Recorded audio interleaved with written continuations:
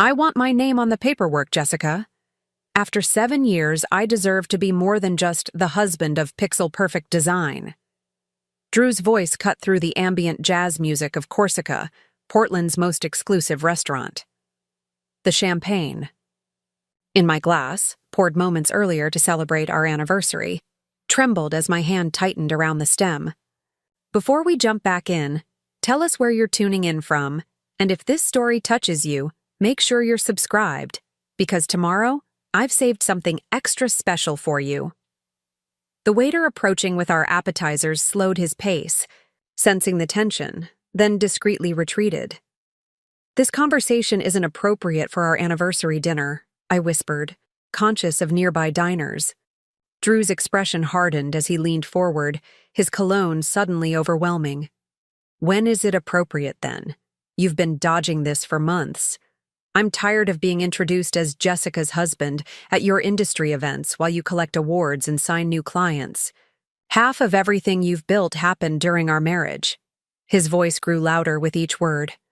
And I want what's legally mine. I met Drew Parker 9 years ago at a design conference in Seattle. I was 28, 3 years into building my fledgling graphic design business, Pixel Perfect, sleeping 4 hours a night and pouring every cent of profit back into the company. He was 32, charismatic, and working for a venture capital firm with the kind of confidence that came from an Ivy League education and family money. We connected over drinks at the conference mixer, me nursing one cocktail to save money, him ordering top-shelf whiskey without glancing at the price. "You're the most interesting person in this room," he told me that night, his blue eyes focused entirely on me while CEOs and investors tried to get his attention. I was flattered, exhausted, and completely unprepared for someone like Drew to notice me. Our courtship was a whirlwind. Weekend trips to wine country, surprise deliveries of lunch to my tiny office, thoughtful gifts that showed he'd been listening when I mentioned a favorite book or artist. I was working 16-hour days, trying to establish my business, and Drew seemed to understand my drive. "You remind me of the founders we invest in," he'd say admiringly. "That hunger, that vision, it's rare." When we moved in together 6 months later, he paid for our apartment upgrade without blinking, waving away my concerns about contributing equally. "You're investing in your business. I'm investing in our life together. That's what partners do." The proposal came at the 18-month mark during a surprise trip to Cannon Beach. Standing on the sand with haystack rocks silhouetted against the sunset, Drew presented a diamond ring that must have cost more than my annual profit margin. "You're going places, Jessica Taylor," he said, "and I want to be by your side when you get there." It was romantic, perfect, the kind of moment that should have had me saying yes without hesitation. Instead, I felt a flutter of unease. Everything was moving so fast. My business was finally gaining traction, with 2 new corporate clients and the possibility of hiring my first employee. The timing felt off. "I love you," I said, "but marriage is a big step. My company is at a critical point right now." Drew's smile dimmed slightly before he recovered. "That's exactly why this makes sense. You need stability at home while you're taking risks with the business. I can provide that." He brushed hair from my face with his free hand. "Plus, my family's lawyers are excellent. They'll make sure you're protected." When I still hesitated, he added, "We can do a prenup if that makes you more comfortable. I know how important Pixel Perfect is to you." That was the right thing to say. The prenuptial agreement took 3 months to finalize, with my lawyer and his family's legal team negotiating terms. Drew seemed amused by my insistence on protecting my company. "It's cute how seriously you're taking this," he said one night as I reviewed the latest draft. "The business is barely clearing 6 figures. My investment portfolio makes that an interest." Still, he signed the final document, which included a clause specifically stating that Pixel Perfect would remain my sole property regardless of the marriage's duration, with clear language preventing any future claims to ownership or profits. There was also a lifestyle clause, something his lawyer added, stating that any significant change in behavior or breach of trust could trigger a penalty payment to the wronged party.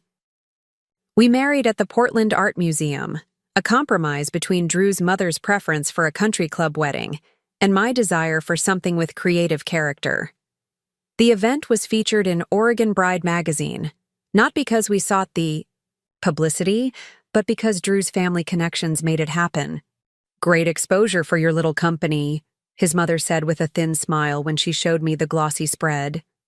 I didn't correct her that my little company had just landed its first major tech client and was projected to break $500,000 in revenue that year. The early years of marriage were good. Drew supported my late nights and weekend work sessions. He networked on my behalf, introducing me to potential clients among his colleagues and friends. He didn't complain when I reinvested profits instead of upgrading our lifestyle. "Build your empire," he'd say. "I'm playing the long game here." When I won my first major design award and cried from the validation after years of struggle, he held me and said he was proud. When a competing offer came in to acquire Pixel Perfect 3 years into our marriage, a tempting sum that would have set us up comfortably, Drew was the one who convinced me to turn it down. "You're just getting started," he insisted. "This is your baby. Don't sell yourself short." By our 5th anniversary, Pixel Perfect had 18 employees, offices in a renovated warehouse in Portland's Pearl District, and a reputation as one of the West Coast's most innovative boutique branding agencies. We'd worked with startups that became household names and established companies looking to refresh their image. I'd been profiled in Fast Company and named to a 40 under 40 list. Drew had transitioned to a more senior role at his firm, one that required less travel and more management. Our lives had fallen into a comfortable rhythm: success at work, dinner parties with carefully cultivated social circles, discussions about whether to start a family that always ended with, maybe, next year, as we both focused on our careers. The first subtle shift came when Drew started dropping by my office unannounced. "Just wanted to surprise my successful wife," he'd say, charming my team while pulling me away from work for impromptu lunches. He began questioning business decisions: the clients I took on, the projects I declined, the employees I hired. "Just offering a different perspective," he'd say when I pointed out that he wasn't part of my company. At industry events, he'd interrupt my conversations with potential clients to offer his insights on market trends. Several times I returned from the restroom to find him exchanging contact information with people I'd been cultivating relationships with. "I'm helping," he insisted when I expressed frustration. "You're too in the weeds sometimes. I see the bigger picture." Then came the suggestions about company structure. "You should consider bringing on a business partner," he said over dinner one night. "Someone to handle the business side while you focus on the creative. Every successful agency has that division of labor." When I asked if he had someone in mind, he smiled. "Well, I do have an MBA and connections in the industry. It makes sense, doesn't it? I've been your unofficial advisor for years." The conversation ended there, but it returned in different forms. Drew began using "we" when discussing my company's future. He started attending my staff meetings, sitting silently in the corner, making notes. My team grew uncomfortable, exchanging glances when he offered unsolicited input. 6 months before our 7th anniversary, Pixel Perfect landed our biggest client yet, a major athletic apparel company headquartered in Portland. The contract would double our annual revenue and put us on the map nationally. The night I signed the deal, Drew opened an expensive bottle of wine. "We did it, babe," he said, raising his glass. The "we" grated on me, but I let it slide. This was my moment of triumph after nearly a decade of hustle. I wouldn't let anything diminish it. 3. Months later, Drew quit his job. He didn't discuss it with me beforehand, just came home one evening and announced he'd resigned effective immediately. "I want to be more involved in what we're building together," he said, as if this were a joint decision we'd reached. Pixel Perfect needs someone focused on growth strategy and business development. You're brilliant at design, but you need a counterpart for the business aspects. Preparing and narrating this story took us a lot of time, so if you are enjoying it, subscribe to our channel. It means a lot to us.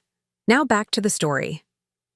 When I reminded him that I had successfully built the company from nothing to a multi-million-dollar agency without his daily involvement, his expression cooled.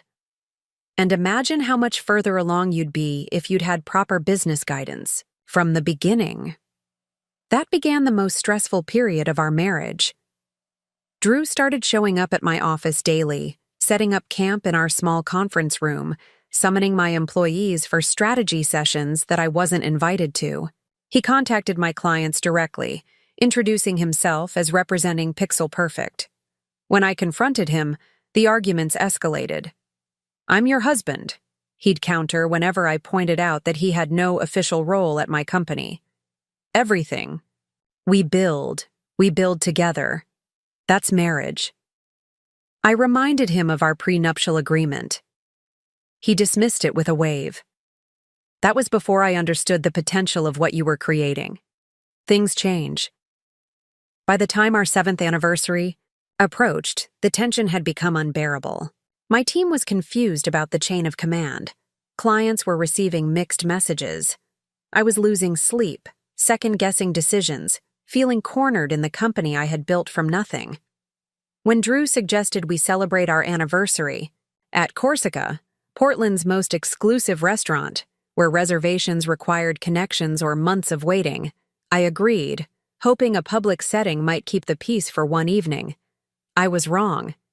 "I want my name on the paperwork, Jessica."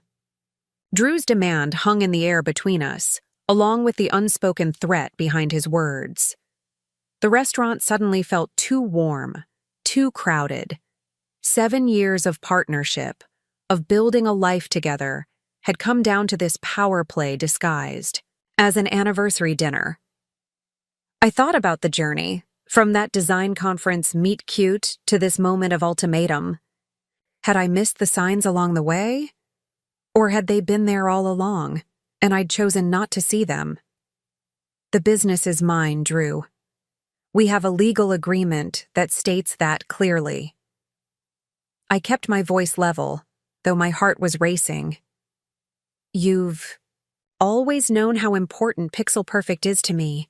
It's the reason we got a prenup in the first place." Drew's jaw tightened. "That was 7 years ago, when your company was nothing but a dream and a laptop. I've invested in this marriage, in supporting your career. I've made sacrifices. I quit my job to help you grow the business. I deserve recognition for that contribution." "You quit your job without discussing it with me," I reminded him. "That was your choice, not a mutual decision. And while I appreciate your support over the years, Pixel Perfect was profitable and award-winning before you decided to insert yourself into daily operations." Drew leaned back, studying me with an expression I couldn't quite read. "You know," he said finally, "I always admired your ambition. It's what attracted me to you in the first place. But I never expected it to come between us like this." He took a sip of his champagne. "I'm not asking for control, Jessica. Just partnership. Recognition of my role in your success." I thought about the countless nights I'd worked while he slept soundly, the risks I'd taken, the creative vision I'd developed and defended. Yes, he'd been supportive. But support isn't the same as creation. "Drew, I value what we've built together as a couple, but Pixel Perfect is my company, my name, my vision, my responsibility." His expression darkened. "Then maybe we need to reconsider what we're building as a couple." The threat was unmistakable. "Because I'm not content being just the husband anymore. Not when half of what you've created during our marriage is legally mine anyway. Prenup or not." I felt a chill at his words. "What are you saying?" "I'm saying that if you don't voluntarily add me to the company as an equal partner, I'll pursue other options." He lowered his voice. "My family's lawyers have been reviewing the situation. There are ways to challenge prenuptial agreements, especially when one party's contributions to the other's success can be demonstrated. And I have 7 years of evidence, Jessica. The waiter returned with our appetizers, his timing as terrible as his attempt at invisibility was obvious. Drew smiled broadly, thanking him as if we were having the most pleasant anniversary dinner imaginable. When we were alone again, he continued in a near whisper. I don't want it to come to that. I'd rather you recognize what's fair without legal battles that would damage the company's reputation and our personal lives. I picked up my water glass, needing something to do with my trembling hands. This isn't fair, Drew. You're using our anniversary to blackmail me. He had the audacity to look wounded. I'm trying to have an honest conversation about our future. The timing may not be ideal, but we've been dancing around this for months. I need you to take me seriously. He reached across the table for my hand. I pulled away. Think about it logically. If we divorced tomorrow, I'd be entitled to half of everything anyway. I'm offering a path where we stay together, strengthen our partnership, and avoid messy legal complications. That's not how the prenup works, and you know it, I said, my voice steadier than I felt. My company is protected. It's not a marital asset. Drew's smile was condescending. Prenups get challenged successfully all the time, especially after long marriages. And do you really want to test it? The publicity alone would cost you clients. He took another sip of champagne. Plus, there's the matter of the lifestyle clause. My stomach dropped. The lifestyle clause had been his lawyer's addition, supposedly to protect both of us from bad behavior that might damage our reputations or finances. At the time, it had seemed like standard legalese. Now, I wondered what he was implying. What about it? I asked cautiously. Let's just say I've been keeping careful records of certain inconsistencies in your behavior over the past year. Times when you were supposedly working late but weren't at the office. Unexplained expenses. Communications that raise questions. His expression was neutral, but his meaning was clear. It would be unfortunate if those came to light during legal proceedings. My mind raced, trying to make sense of his insinuations. There was nothing to find, no affairs, no secret accounts, nothing that would trigger the lifestyle clause. But Drew's confident tone suggested he'd manufactured something, or was willing to. The thought made me physically ill. You'd really go that far? Make up lies about me to get what you want? I'd prefer not to, he said smoothly, which is why I'm giving you the opportunity to resolve this amicably. Add me to the company as an equal partner, publicly, legally, completely. We move forward together, personally and professionally. Everyone wins. He glanced at his watch. You don't need to decide this minute. Enjoy your anniversary dinner. But I'll need your answer. By the end of the weekend, I looked at my husband of 7 years, seeing him clearly perhaps for the first time.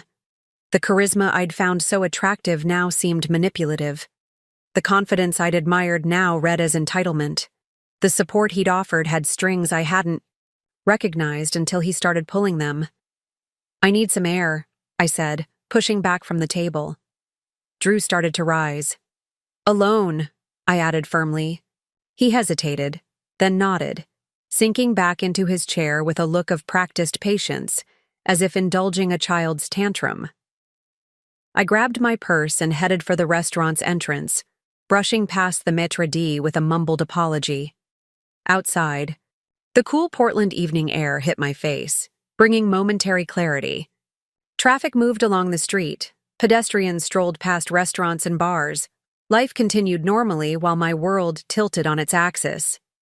I leaned against the building's brick facade, taking deep breaths, trying to process what had just happened. After a few minutes, I pulled out my phone and did something I probably should have done years ago. I called Karen Bennett. Karen had been my first design professor in college, later becoming a mentor and friend. She'd cautioned me about rushing into marriage with Drew, sensing something in him that my love-blinded eyes couldn't see. We'd grown distant after I dismissed her concerns, but she was the only person I could think of who might understand my situation without judgment. Jessica? Her voice was warm with surprise when she answered. It's been ages. Everything okay? Not really, I admitted, fighting back tears. I need advice from someone who won't say, I told you so, even though they'd be justified. Karen's laugh was gentle. Then you've called the right person. What's happening?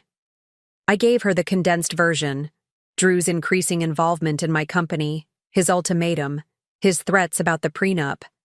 With each word, a weight lifted from my shoulders. I'd been carrying this tension alone for so long, convinced I could handle it without outside help. Where are you right now? Karen asked when I finished.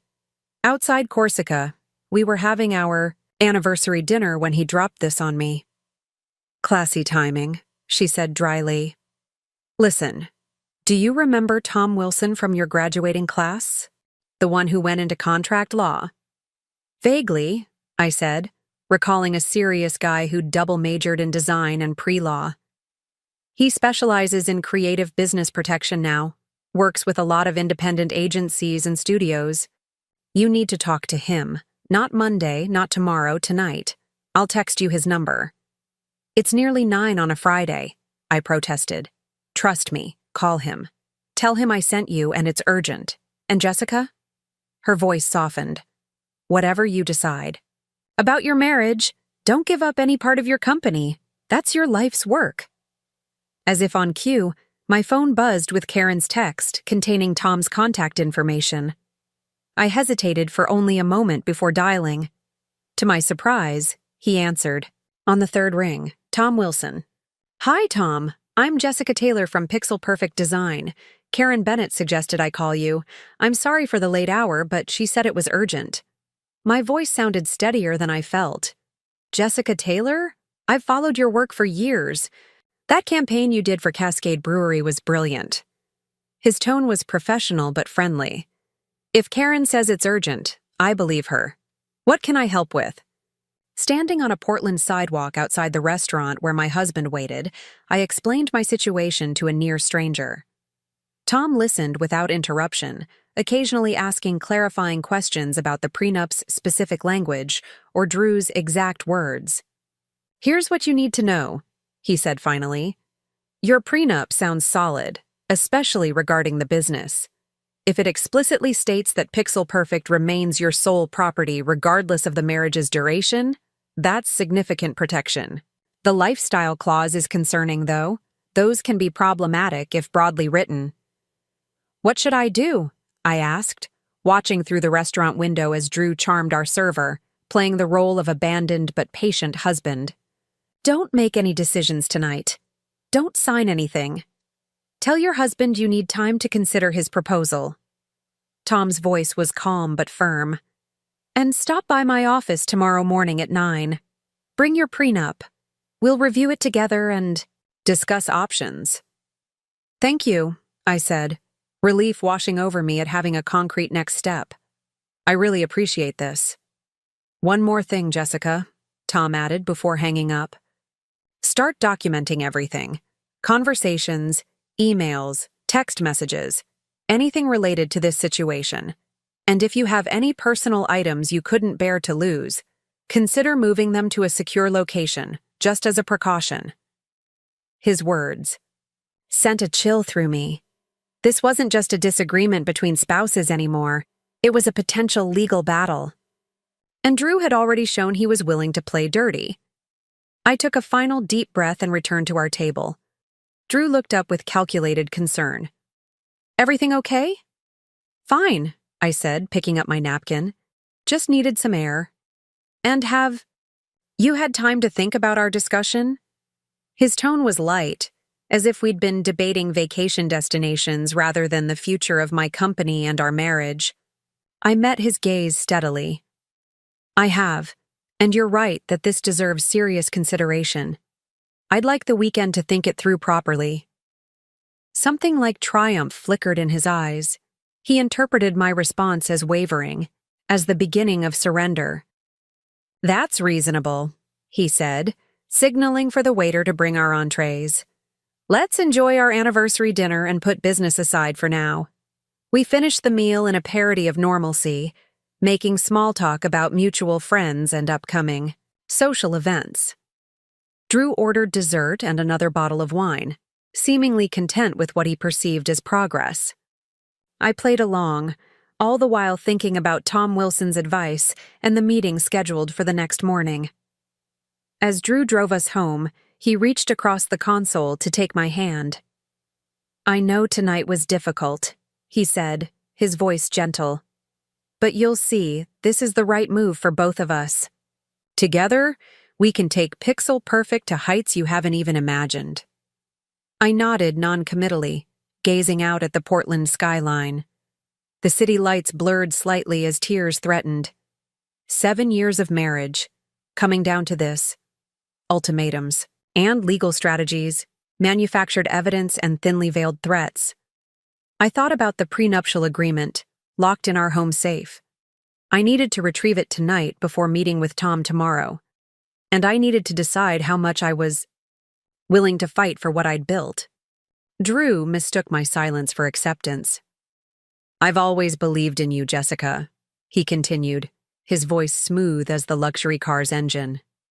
"From that first night in Seattle, I knew you were special. This is just the next chapter in our story." I wondered if he actually believed that, or if it was just another carefully crafted line.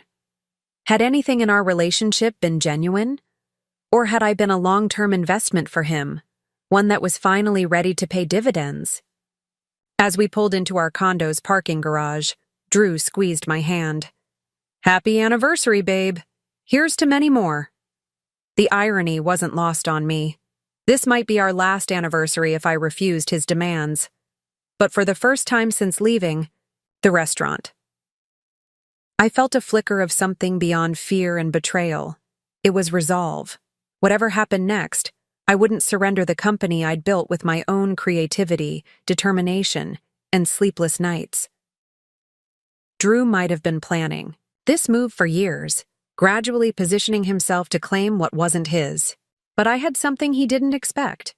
The prenup he'd so casually dismissed, the mentors and friends I'd kept at a distance during our marriage, and the strength that had allowed me to build Pixel Perfect from nothing. As we rode the elevator to our penthouse unit, Drew draped his arm around my shoulders, pulling me close. "I'm proud of you," he whispered. "Of us. We're going to be unstoppable together." I leaned into him one last time, playing the role of the wife he thought he knew, while my mind raced ahead to tomorrow's meeting with Tom Wilson. Drew had made his move. Now it was my turn. I barely slept that night, lying next to Drew in our king-sized bed, listening to his even breathing while my mind raced. The bedside clock glowed 3:17 a.m. when I finally gave up, carefully sliding out from under the covers. Drew stirred slightly, but didn't wake. I padded silently across the plush carpet to our walk-in closet, closing the door before turning on the light. At the back, behind winter coats and formal wear, was our wall safe, a wedding gift from Drew's parents, ironically enough. I dialed the combination with practiced fingers, wincing at each audible click in the quiet apartment. Inside were passports, birth certificates, insurance policies, and the document I sought, our prenuptial agreement, bound in a leather portfolio with the law firm's embossed logo. I took it to the guest bathroom, the farthest point from our bedroom, and closed the door before turning on the light. Sitting on the edge of the marble tub, I opened the portfolio and began reading the legal language I'd last reviewed 7 years ago. The business protection clause was there, exactly as I remembered. Any business owned by either party prior to the marriage, including Pixel Perfect Design, shall remain the sole property of said party regardless of the marriage's duration or dissolution. There was additional language about business assets acquired during the marriage, expansion of existing businesses, and intellectual property. I flipped to the section on the lifestyle clause, the one Drew had threatened to leverage against me. Reading it now, I noticed something I'd overlooked before. The clause was mutual.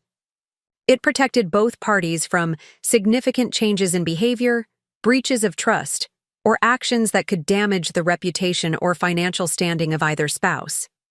If Drew manufactured evidence against me, wouldn't the same clause apply to his false accusations?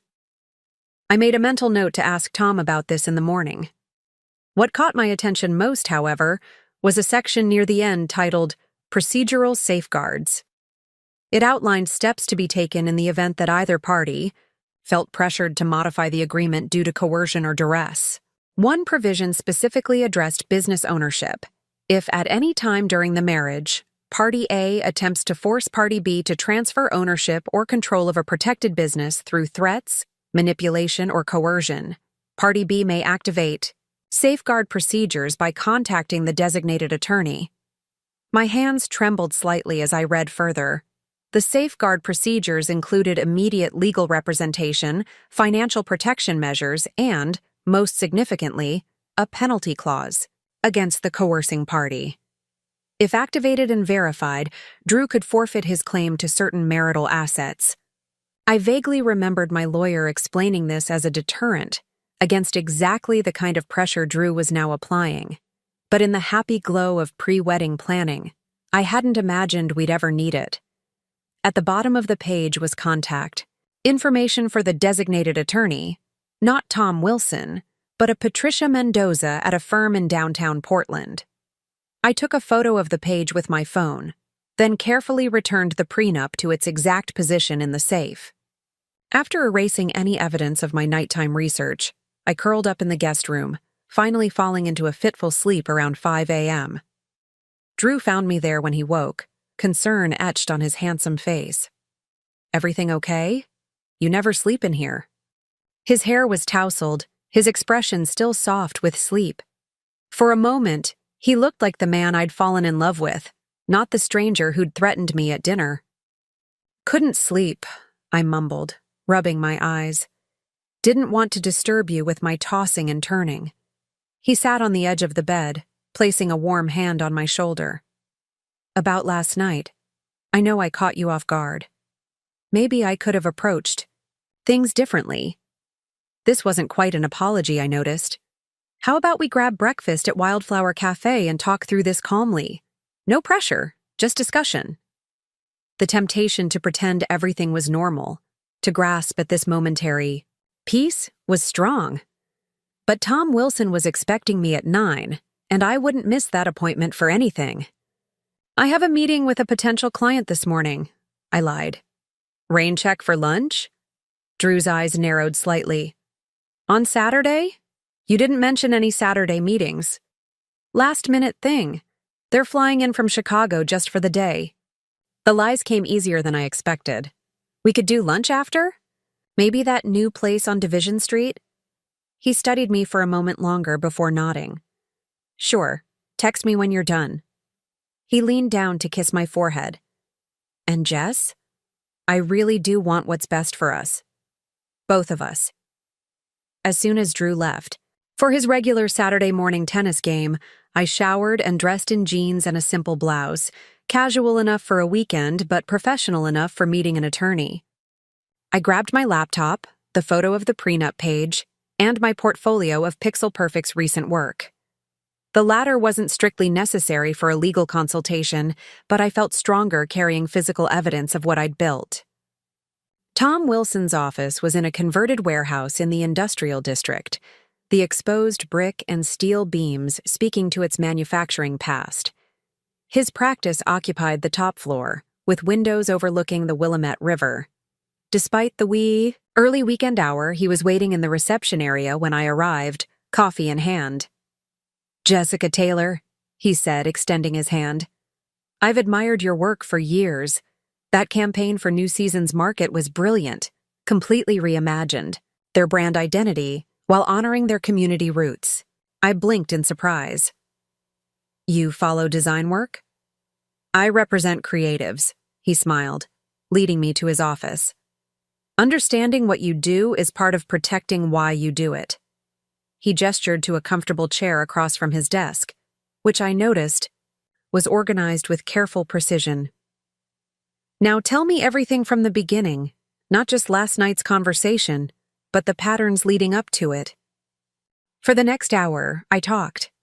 I explained how Drew had gradually inserted himself into my business, how his support had morphed into control, how his quitting his job had been presented as a fait accompli rather than a discussion. Tom took notes, occasionally asking clarifying questions but mostly listening with undivided attention.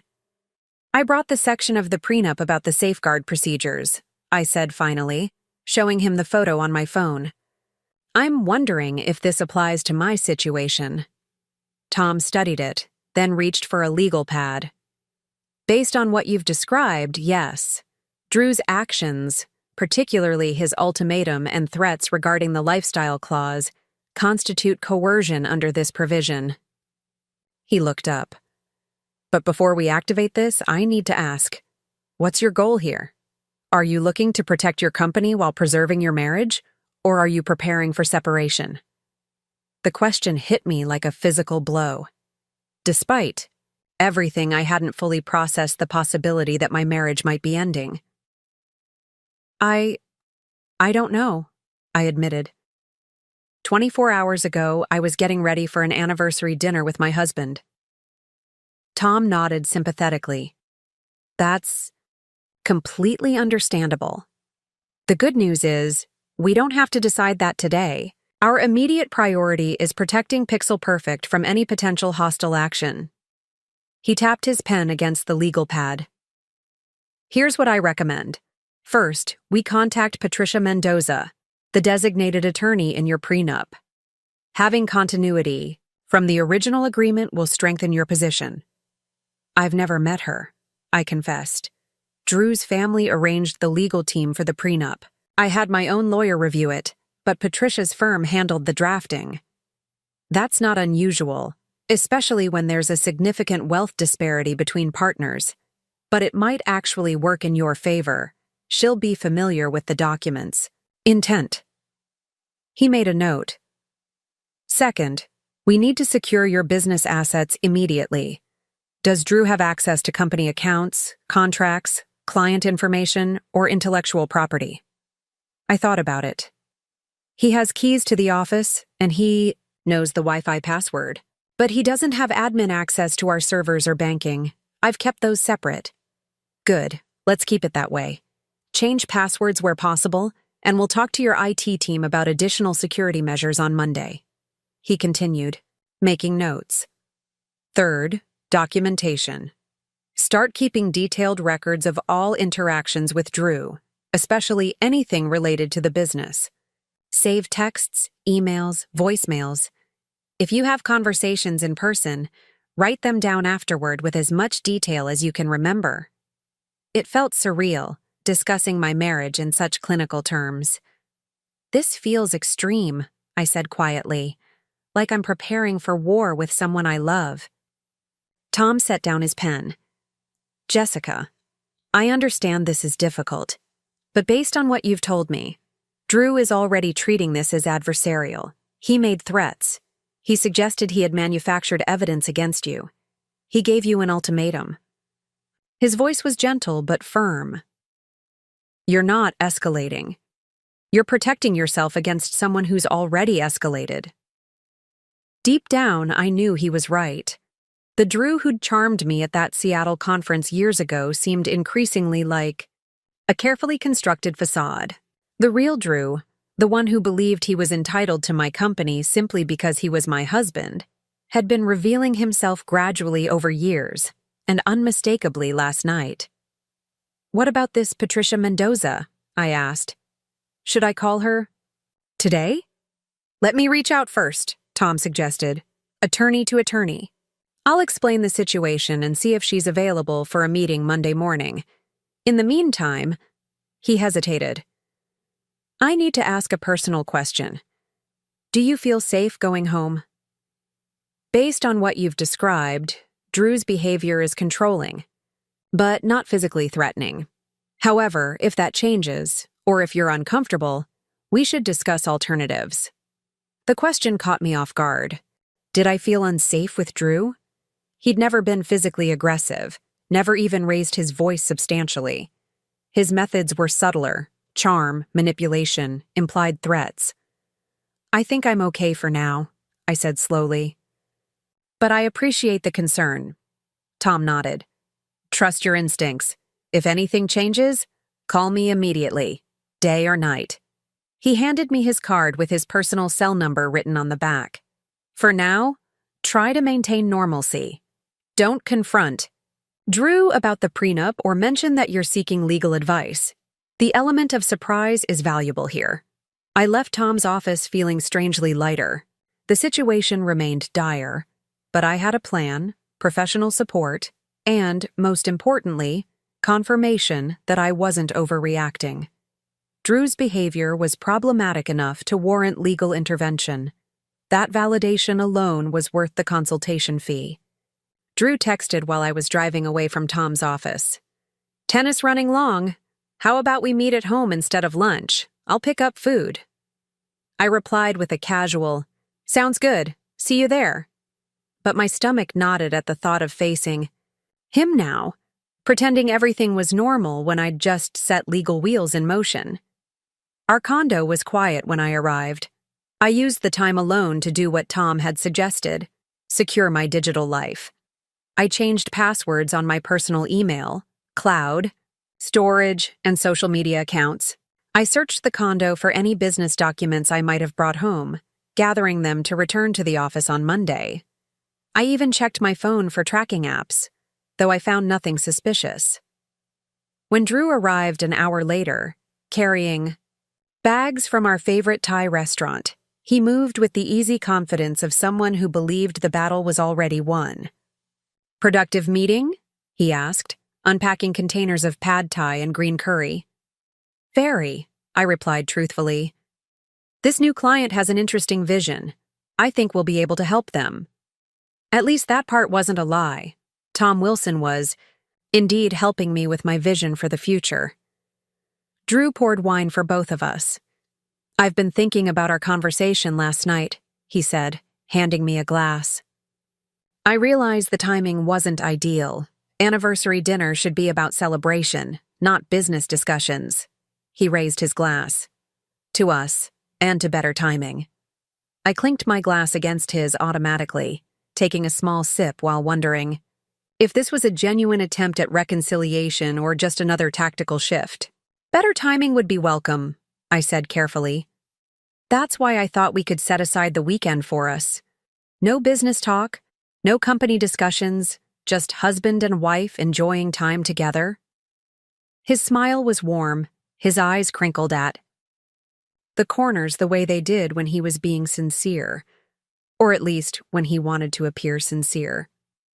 Monday is soon enough to talk about Pixel Perfect's future.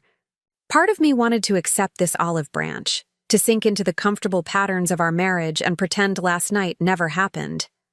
But Tom's words echoed in my head. Drew was treating this as adversarial. His sudden desire to postpone? The conversation wasn't consideration for my feelings. It was a strategic retreat. "That sounds nice," I lied, matching his smile with one of my own. "I could use a break from thinking about work." We spent the day in an elaborate charade of normalcy. We watched a documentary Drew had been wanting to see, took a walk along the riverfront, and prepared dinner together, activities we'd enjoyed during happier times in our marriage.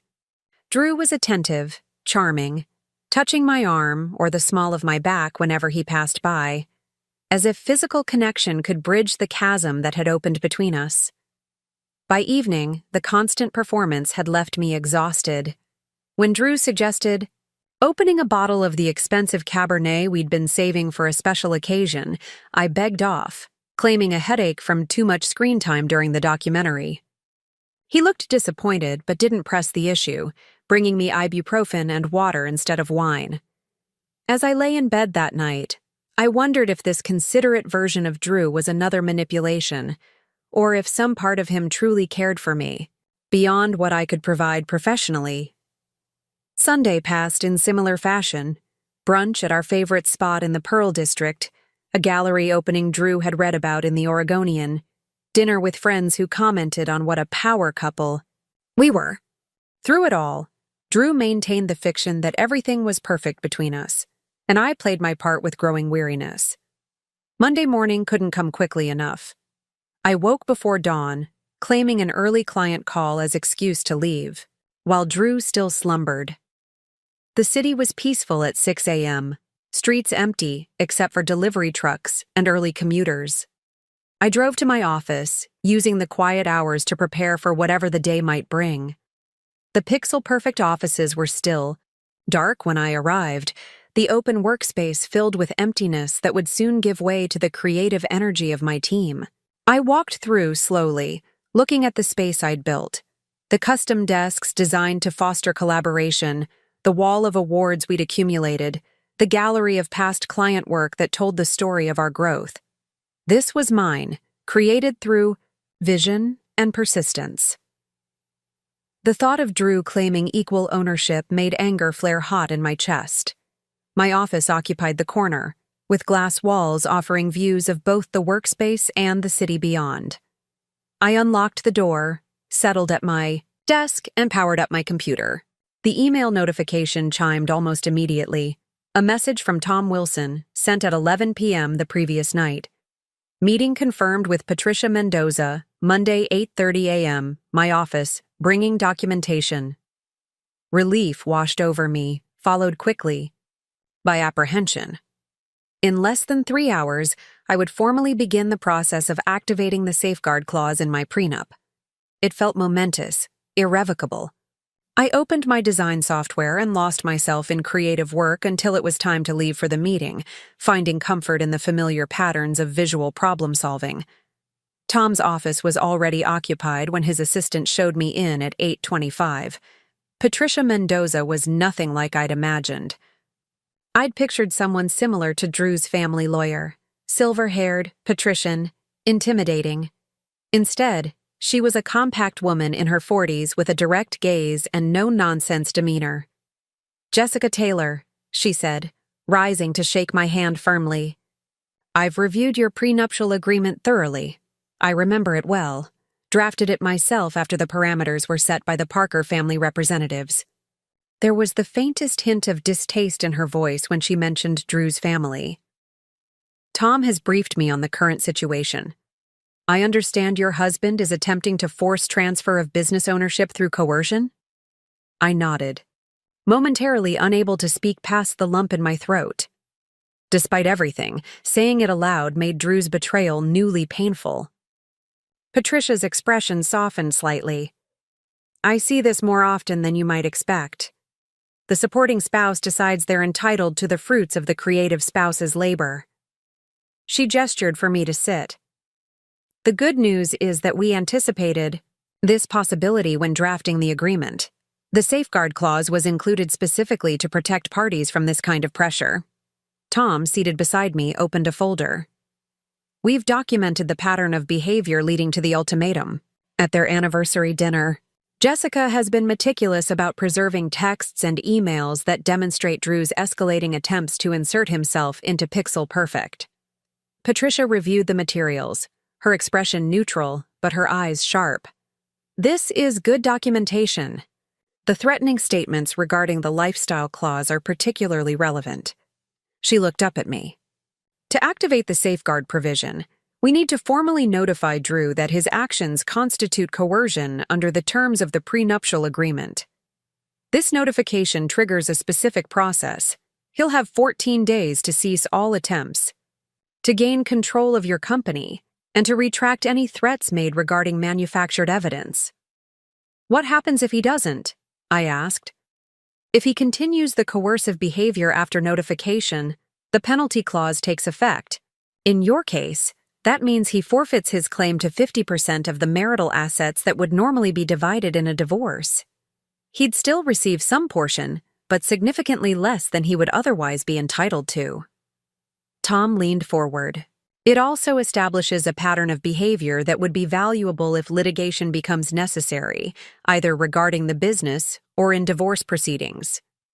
The word divorce still caused a physical reaction, a tightening in my chest, a hollowness in my stomach. Despite everything, despite the legal meeting and documentation and strategies, some part of me still clung to the idea that this was salvageable, that the Drew I'd fallen in love with existed somewhere beneath the manipulative stranger who'd threatened me at Corsica. "Once we send this notification, there's no going back," Patricia cautioned, seeming to read my thoughts. "It formally acknowledges that your husband has violated the terms of your prenuptial agreement. Are you prepared for how he might react?" I thought about the past weekend, the careful performance of marital harmony, the strategic retreat from Friday's ultimatum. Drew believed he had the upper hand, that I would eventually capitulate to his demands rather than risk my marriage. He didn't expect me to fight back. He certainly didn't expect me to leverage the very legal document his family had insisted upon. "I'm prepared," I said, with more confidence than I felt. "How do we proceed?" The next 2 hours were a blur of legal strategy. Patricia drafted the formal notification, while Tom outlined contingency plans for various scenarios. Drew attempting to access company servers, Drew contacting clients directly, Drew trying to freeze marital assets. It was surreal mapping out defenses against someone I'd shared my life with for 7 years, but each precaution felt necessary given his recent behavior. "When would the notification be delivered?" I asked as our meeting wound down. "Ideally, as soon as possible," Patricia said. "I can have a courier deliver it to him today, either at your home or at another location." I considered this. "He's expecting me home for dinner. I'd rather not be present when he receives it." Tom nodded. "Understandable. We could have it delivered to your condo during business hours before you return home." That seemed cowardly, somehow letting Drew receive such significant news alone. Despite everything, I owed him the courtesy of facing him directly. But I also recognized the potential volatility of the situation. Could we compromise? Have it delivered while I'm present, but with some privacy safeguard in place. Patricia considered this. What about a public location, a restaurant or cafe? Having witnesses nearby might moderate his reaction. "He has a standing lunch meeting at Heartwood Cafe every Monday," I said, thinking aloud. "With his former colleagues from the venture capital firm. He'd be with people he respects professionally, which might keep things civil." Tom looked skeptical. "Are you comfortable with them witnessing this?" I wasn't. Not really. But the alternatives seemed worse. "It's better than at home, where we'd be completely alone, or at my office, where my team might be affected." In the end, we settled on the Heartwood delivery. Patricia arranged for a courier to arrive at 1:15 p.m., when Drew would likely be midway through lunch, but before the check would arrive. I provided Drew's physical description and confirmed I wouldn't contact him beforehand to prevent any chance of him canceling the meeting.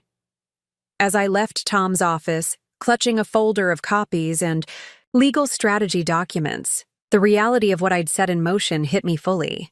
By this afternoon, Drew would know I was fighting back. Our marriage might not survive this, might not deserve to survive, given the manipulation I'd documented. The thought brought both grief and a strange sense of liberation. I texted Drew, a casual message about working late, and grabbed dinner with the team, adding that I'd see him at home later. He replied almost immediately, "Missing you. Bring home dessert from that place on Burnside?" So normal, so married, as if he hadn't threatened to destroy everything I'd built unless I handed him half of it. Back at the office, I called Karen, needing to hear a friendly voice. She answered on the first ring. "How did it go with Tom?" "We're activating the safeguard clause," I said, the words still feeling foreign in my mouth. "Drew gets formal notification today. Are you okay?" The simple question, asked with genuine concern, nearly broke me. "I don't know," I admitted. "Part of me keeps thinking this is all a misunderstanding, that if we just talked it through—" My voice trailed off. "That's normal," Karen said gently. "You're grieving the relationship you thought you had. But Jessica, listen to me. What Drew did goes beyond a disagreement or miscommunication. He tried to take something that belongs to you through threats and manipulation. That's not love. I knew she was right. The Drew who loved me, who believed in me, who encouraged my independence. That man would never have issued ultimatums or implied he had manufactured evidence against me. Whether that version of Drew had been real or just a carefully crafted persona, he was gone now. The man wearing his face was someone else entirely. "What happens after the notification?" Karen asked. "He has 14 days to back off completely. No more attempts to gain control of Pixel Perfect. No more threats. If he complies, we could potentially move forward, maybe with counseling." Even as I said it, I knew how unlikely that scenario was. Drew's sense of entitlement ran too deep. If he doesn't comply, the penalty clause kicks in, and he loses a significant portion of marital assets in any divorce. Karen was silent for a moment. "Do you want to stay somewhere else tonight? My guest room is always open." I'd considered it, but ultimately decided against running away. "I need to face this head-on, but thank you." "Call me anytime," she insisted. "Day or night. And Jessica, I'm proud of you. Standing up for yourself and your work takes real courage." After hanging up, I threw myself into design work, losing track of time until my phone buzzed with a text from Patricia at 1:22 p.m. Notification delivered. Courier reports recipient appeared shocked, but maintained composure. No verbal response. I stared at the message, imagining the scene. Drew at his regular table with former colleagues, the courier approaching with the legal envelope. The moment of recognition as he read the formal notification that his wife was invoking legal protection against him. What was he thinking now? Was he angry, hurt, calculating his next move? All three? The answer came at 2:17 p.m. when my office phone rang. My assistant's voice was unusually hesitant. "Jessica, your husband is on line 1. He sounds upset." I took a deep breath, squared my shoulders, and picked up the receiver. "Drew." "What the hell is this?" His voice was tightly controlled, but I could hear the fury simmering beneath the surface. "I'm having lunch with colleagues and suddenly I'm served with legal papers accusing me of coercion and threatening behavior? Are you out of your mind? You gave me an ultimatum, Drew. You threatened to manufacture evidence against me if I didn't add you to my company. What did you expect? I expected my wife to discuss concerns with me directly, not ambush me with lawyers." The veneer of control was slipping. "Do you have any idea how this looks? What people will think?" The fact that his first concern was appearance rather than our relationship spoke volumes. "You should have thought about that before threatening me at our anniversary dinner." A brief silence. Then his voice dropped to a dangerous quiet. "You've made a serious mistake, Jessica. I was trying to help you, to elevate your little company beyond what you could achieve alone. Now you've turned this into legal warfare." I heard him exhale sharply. "I'll be staying at the Nines tonight. Don't wait up." He hung up before I could respond. I sat motionless, the receiver still in my hand, processing what had just happened. Drew's reaction confirmed everything Tom and Patricia had warned me about. He viewed my legal protection as an attack rather than a defense. There would be no easy resolution, no sudden realization of wrongdoing on his part. The battle lines were drawn. I replaced the receiver slowly, feeling a strange calm settle over me. The uncertainty was gone. Whatever came next, whether fighting to save my marriage or preparing for its end, I would face it with clear eyes and the knowledge that I had taken the first step toward protecting what I'd built. Pixel Perfect was mine, and no amount of manipulation or legal maneuvering would change that. For the first time since Drew's ultimatum, I felt not just resolve but something approaching hope. This wasn't the end of my story, just the beginning of a new chapter. The 2 weeks following the delivery of the legal notification became a masterclass in emotional warfare. Drew returned from the Nines Hotel the next day, his anger replaced by a calculated charm offensive. He arrived with flowers, peonies, my favorite, and an expensive bottle of wine. "I overreacted," he said, standing in our kitchen with an expression of practiced contrition. "We should be able to discuss this as partners, not adversaries." His voice was soft, reasonable, the voice of the man I'd married. But his eyes remained cold, evaluating my response like a chess player anticipating his opponent's next move. I accepted the flowers with caution, placing them in water while maintaining emotional distance. "I agree that communication is important," I said carefully. But threatening me was never acceptable. Drew winced at the word threatening, as if I'd slapped him. "I never threatened you, Jess. I was frustrated and expressed myself poorly, but my intentions were good." He moved closer, his cologne, the one I'd given him last Christmas, enveloping me in familiar scent. "You've built something incredible with Pixel Perfect. I just want to protect and expand what you've created." His words were perfect, his tone sincere. 6 months ago, I might have believed him completely. Now, with Tom and Patricia's warnings, fresh in my mind, I recognized the subtle manipulation, the reframing of his ultimatum as concern, the implication that I was overreacting, the strategic use of intimacy to disarm me. "I appreciate that," I said, stepping back slightly. "But I need space right now to think about everything." Drew's jaw tightened momentarily before he nodded with apparent understanding. "Of course.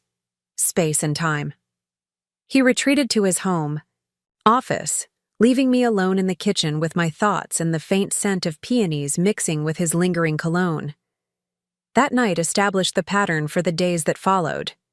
Drew maintained a performance of perfect husbandly behavior. Cooking. Elaborate meals, inquiring about my day, respecting the physical distance I'd established by sleeping in the guest room. He didn't mention Pixel Perfect, the prenup notification, or his previous demands. To an outside observer, he would have appeared thoughtful, patient, the model of a spouse giving their partner needed space during a difficult time. But there were moments when the mask slipped, when I'd catch him watching me with calculation rather than affection, when his phone would ping with messages he'd quickly hide, when his questions about my schedule seemed designed to track my movements rather than express interest in my life. During those moments, I knew with cold certainty that nothing had changed. Drew was waiting out the 14-day response period, playing the devoted husband while strategizing his next move. At the office, I worked with Tom Wilson to implement security protocols that would protect Pixel Perfect from any potential sabotage. We changed security codes on the building entrances, updated server passwords, and instructed the reception staff to restrict Drew's previously unlimited access. My team noticed the changes, of course. The curious glances and whispered conversations didn't escape my attention, but I kept explanations minimal. A standard security upgrade, nothing to worry about. Lisa Murphy, my creative director and closest friend at Pixel Perfect, wasn't so easily deflected. She cornered me in the supply closet on Thursday, her expression a mixture of concern and determination. "Jess, what's going on? First Drew starts showing up every day like he works here, then suddenly he's persona non grata and we're changing security protocols. Are you guys okay?" I hesitated, weighing how much to share. Lisa had been with Pixel Perfect almost from the beginning, building the creative team from just herself to a department of 8 talented designers. She'd seen me through countless professional challenges, but discussing my marital issues felt like crossing a boundary. "Drew and I are working through some disagreements about the future of the company," I said finally. "It's complicated and personal, but I'm handling it." Lisa studied me, her artist's eye missing nothing. "Is that why you look like you haven't slept in days? Because you're handling it?" She lowered her voice. "If you need help, or just someone to talk to, I'm here. No judgment. The simple offer of support nearly broke me. I'd been so focused on the legal and business aspects of this crisis that I'd neglected the emotional toll it was taking. Thanks, I managed, blinking back unexpected tears. I might take you up on that soon, but right now I need to keep some separation between my personal issues and the company. Lisa nodded, respecting my boundaries even as her eyes reflected concern. Just remember you built a team, not just a company. We have your back, whatever's happening. Her words stayed with me throughout the day, a counterbalance to the isolation I'd been feeling. I'd been so afraid of Drew's interference affecting my team that I'd overlooked how much strength I might draw from the community I'd built at Pixel Perfect. These were people who respected my vision, who'd chosen to join me in building something meaningful. Their loyalty wasn't to Drew or his connections. It was to the creative culture we'd developed together. That evening, I left work earlier than I had all week, stopping at a small boutique to purchase new pajamas and toiletries before checking into the Sentinel, a historic hotel downtown. I needed one night away from the emotional theater of my condo. One night without analyzing Drew's every expression and word for hidden meaning. I texted him a brief message. Working late, then drinks with clients. Don't wait up, and turned. Off my phone before he could reply. The hotel room was a sanctuary, simple but elegant with its high ceilings and vintage furnishings. I ordered room service, took a long bath in the clawfoot tub, and for the first time in days, slept deeply and dreamlessly. In the morning, I felt clearer, stronger, as if the physical distance from Drew had restored some essential part of me that had been draining away during our careful dance of pretense. Over breakfast in the hotel's cafe, I turned my phone back, on to find 17 missed calls and 23 text messages from Drew, escalating from casual concern to barely controlled panic as the night progressed. The final message, sent at 3:42 a.m., read simply, "Called hospitals, called police. Nothing. Please be safe."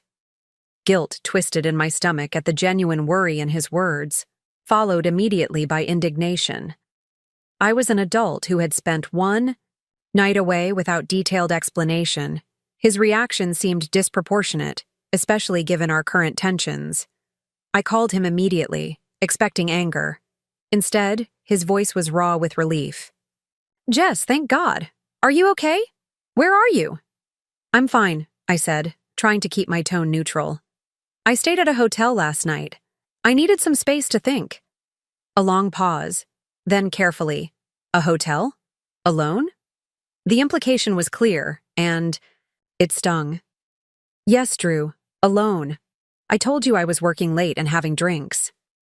"Until 7 a.m. the next day? Without answering your phone? Without letting your husband know you're safe?" His relief was morphing into something else. Not quite anger, but a righteous indignation that made my defensive hackles rise. I turned my phone off. I needed one night without... I trailed off, not wanting to escalate the situation. "Without what, Jessica? Without your husband? Without accountability?" His voice had that dangerous quiet I'd come to recognize as calculated control. "Do you have any idea what I went through last night? I called Lisa, Karen, every hospital in Portland. I was about to file a missing person report." The mention of Lisa and Karen sent a jolt through me. "You called my friends and colleagues because I didn't come home one night? Drew, that's extreme." "Extreme?" Now the anger broke through. "Extreme is disappearing on your husband without a word. Extreme is turning off your phone during a difficult time in our marriage. Extreme is checking into a hotel alone when we have a perfectly good home." He took an audible breath, composing himself. "Where are you? I'll come get you." "No," I said firmly. "I'm having breakfast, then going to the office. I'll see you at home tonight." Before he could argue further, I added, "I'm sorry you were worried." That wasn't my intention. But I needed the space, and I stand by that decision. I ended the call before he could respond, my hands trembling slightly as I set the phone down. The conversation confirmed what I'd suspected. Drew's perfect husband routine had limits, and those limits had been reached. The mask had slipped, revealing the controlling nature beneath. The thought should have been disheartening, but instead, I felt strangely validated. This was the real Drew, the one who had issued ultimatums and threats, not the charming, patient man he'd been pretending to be all week. When I arrived at the office, Lisa was waiting by my door, concern etched on her face. "Drew called me at midnight looking for you. He sounded frantic. Everything okay?" I hesitated, then made a decision. "Close the door," I said, dropping my bag on my desk. Once we had privacy, I gave her an edited version of recent events, Drew's growing interference in the company, his ultimatum about adding his name to Pixel Perfect, my legal response. I omitted the details of the prenup and the lifestyle clause threats, keeping the focus on the professional aspects of the conflict rather than our marriage. Lisa listened without interruption, her expression shifting from concern to indignation. When I finished, she let out a low whistle. "Holy shit, Jess! I knew something was off when he started playing boss around here, but I had no idea it had gone this far." She leaned forward, her voice dropping despite our closed door. "What can I do to help?" The simple question brought unexpected relief. After days of carrying this burden alone, sharing even part of it felt like setting down a heavy weight. "Just knowing you understand helps more than you know," I said honestly.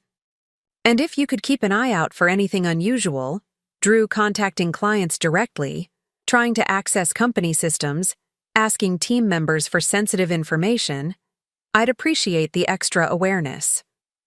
Lisa nodded firmly. "Consider it done. And Jess, I've got your back. So does the rest of the team. We're here because of your vision, not because of Drew's connections or charm." Her loyalty steadied me, reminding me of what was truly at stake in this conflict. Pixel Perfect wasn't just my company. It was a community of talented people who believed in my leadership. Drew might claim he deserved credit for its success, but the reality was visible in Lisa's unwavering support and in the creative energy that filled our office space. I had built this, and I would protect it, no matter what personal cost I had to bear. The day passed in a blur of client meetings and creative reviews, my professional focus returning with surprising strength. By closing time, I felt more like myself than I had since Drew's ultimatum at Corsica. I was considering calling Karen to share the latest developments when my office phone rang. My assistant's voice came through the speaker. "Patricia Mendoza on line 1 for you." Patricia wasted no time with pleasantries. "We have a situation, Jessica. Your husband just left my office after attempting to dispute the coercion notification." My stomach dropped. "What happened?" "He came prepared, very prepared. He had documentation suggesting that you had agreed in principle to making him a partner in Pixel Perfect months ago, that the anniversary dinner conversation was merely formalizing something you'd already discussed extensively." Her voice was measured, professional, but I could hear the underlying concern. "He had emails, text messages, and what appeared to be notes from your private conversations." "That's impossible," I said, my mind racing. "I never agreed to any such thing, in principle or otherwise. The texts and emails must be taken out of context or—" A cold realization hit me. "Or fabricated entirely." "That's my suspicion as well," Patricia agreed. "But they're convincing at first glance. He also implied that your recent behavior, staying at a hotel last night, for example, indicates some personal instability that might be relevant to your business judgment." The calculated precision of Drew's attack took my breath away. He'd used my one night of self-care against me, framing it as emotional instability. And the fabricated evidence suggested he'd been planning this for longer than I'd realized. "What does this mean for the safeguard process?" "It complicates things," Patricia admitted. "The safeguard clause is predicated on clear coercion. If Drew can muddy the waters with evidence, even manufactured evidence, that you had previously agreed to his partnership. It creates doubt about whether his request constitutes coercion or simply the formalization of an existing agreement. Anger flared, hot and clarifying. So he can just lie, create fake evidence, and undermine a legal protection specifically designed for this situation. Not necessarily, Patricia said. His claims need verification. I've advised him that we'll need to authenticate any evidence he's presented, including metadata analysis of the digital communications. That buys us some time. She paused. However, I'm concerned about his next moves. This level of preparation suggests he's not going to back down within the 14-day window. I thought about Drew's performance over the past week, the perfect husband act, the strategic patience, the calculated concern. He'd been planning this counter move all along, gathering or creating evidence while pretending to respect my need for space. What do you recommend? Meet me and Tom tomorrow morning, 7:30 a.m. Bring any communications between you and Drew regarding Pixel Perfect, especially anything that might have been taken out of context. We need to review everything and prepare a formal response. Her voice softened slightly. And Jessica? Be careful tonight. Don't confront him about this visit to my office unless he brings it up first. We want to see what he's willing to reveal voluntarily. After hanging up, I sat motionless at my desk, processing this new development. The scale of Drew's deception was breathtaking. He'd not only threatened me at our anniversary dinner, but had apparently been laying groundwork for a legal counteroffensive for some time. The loving husband I thought I knew seemed increasingly like a carefully constructed facade, designed to advance his own interests at any cost. I gathered my things slowly, dreading the return to our condo. The thought of facing Drew after learning about his visit to Patricia, of maintaining a neutral expression while knowing he was actively working to undermine me, felt overwhelming. For a moment, I considered checking back into the Sentinel, avoiding the confrontation entirely, but that would only provide more ammunition for his claims about my instability. The drive home gave me time to compose myself, to prepare for whatever version of Drew awaited me. The charm offensive, the concerned husband, or perhaps now the righteous accuser. I rehearsed responses in my mind, determined to reveal nothing. About my conversation with Patricia while gathering any information he might voluntarily provide. Our condo was filled with the aroma of cooking when I arrived, something with garlic and wine that would normally have made my mouth water. Drew emerged from the kitchen in an apron, wooden spoon in hand, the very picture of domestic contentment. "You're home," he said, his smile warming his eyes in a way that seemed genuinely affectionate. "Just in time. Dinner's almost ready." I set my bag down slowly, studying him. There was no hint of a man who had spent his day attempting to legally outmaneuver his wife. No trace of the anger from our morning phone call. This was Drew at his most charming, his most disarming. "Smells delicious," I said, matching his casual tone. "What are we having?" "Coq au vin," he replied, returning to the kitchen with me following cautiously. "Your favorite. I thought after the stress of last night we could use a good meal and maybe a real conversation." He stirred the fragrant mixture, then turned to face me, his expression open and earnest. "I overreacted this morning. You're an adult, you needed space, and I should have respected that instead of calling everyone we know." The apology seemed sincere, which only heightened my sense of disorientation. How could the same man who had been carefully building a case against me all week now stand in our kitchen, apologizing with apparent genuineness? "Thank you for understanding," I said carefully. "It was just one night. I needed to clear my head." Drew nodded, turning back to the stove. "I get it. This has been hard on both of us." He glanced over his shoulder, his expression thoughtful. "I've been doing some thinking today about Pixel Perfect and us, about how we move forward." Here it comes, I thought, bracing myself for whatever new angle he'd developed. "Oh?" Yeah. He plated the chicken dish with practiced precision, adding a sprig of thyme for presentation. I think I approached this all wrong. Making demands, getting lawyers involved. That's not how partners should handle things. He carried our plates to the dining table, which I now noticed had been set with our best dishes and tall candles. What I should have done was ask what role you envision for me in Pixel Perfect's future, if any. What would make you comfortable? The strategic retreat was masterful, softening his position while maintaining his underlying goal, appearing reasonable and collaborative rather than demanding. If I hadn't known about his visit to Patricia, I might have been tempted to believe this change of heart was genuine. That's a different approach, I acknowledged, taking my seat across from him. Drew poured wine for both of us, his movements graceful and confident. I realized something today. Pixel Perfect is your creation, your vision. I've been so focused on what I think I deserve that I haven't fully recognized what you've built. He raised his glass in a toast. To your incredible achievement, and to finding a path forward that honors that. I clinked my glass against his, automatically, taking a small sip while my mind raced. Was this just another performance?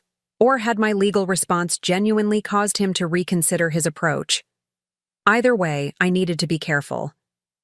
I appreciate that, Drew. It means a lot to hear you acknowledge Pixel Perfect as my creation. Dinner proceeded with surprising pleasantness, Drew asking thoughtful questions about current projects and sharing amusing anecdotes from his tennis group. He didn't mention his visit to Patricia or directly reference the prenup notification. Instead, he created an atmosphere of normalcy so convincing that I found myself relaxing despite my better judgment, laughing at his stories and momentarily forgetting the legal chess match unfolding between us. It wasn't until dessert, chocolate souffle from my favorite patisserie, that he circled back to the subject of Pixel Perfect.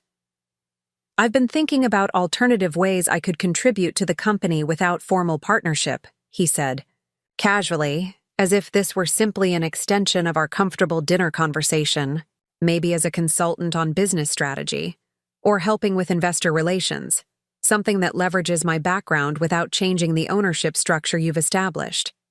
The offer sounded reasonable on the surface, a compromise that acknowledged my concerns while still giving him an official role. But after his visit to Patricia, I recognized it for what it was, a tactical adjustment rather than a genuine concession. That's something to consider, I said noncommittally. Though right now, with everything that's happened, I think some professional distance might be healthier. Drew's expression remained pleasant, but I caught the flash of calculation in his eyes before he nodded understanding. Of course, no rush on any decisions. He took a deliberate bite of souffle, then added casually, by the way, I ran into Patricia Mendoza today, at Stumptown Coffee, of all places. The lie was delivered with such easy confidence that if Patricia hadn't called me, I might have believed it completely. Really? What a coincidence. Small world, Drew agreed, watching me over the rim of his wine glass. She mentioned she was the attorney who drafted our prenup. Nice woman, very professional. He set down his glass carefully. She seemed surprised to see me. Said something about expecting to communicate through counsel.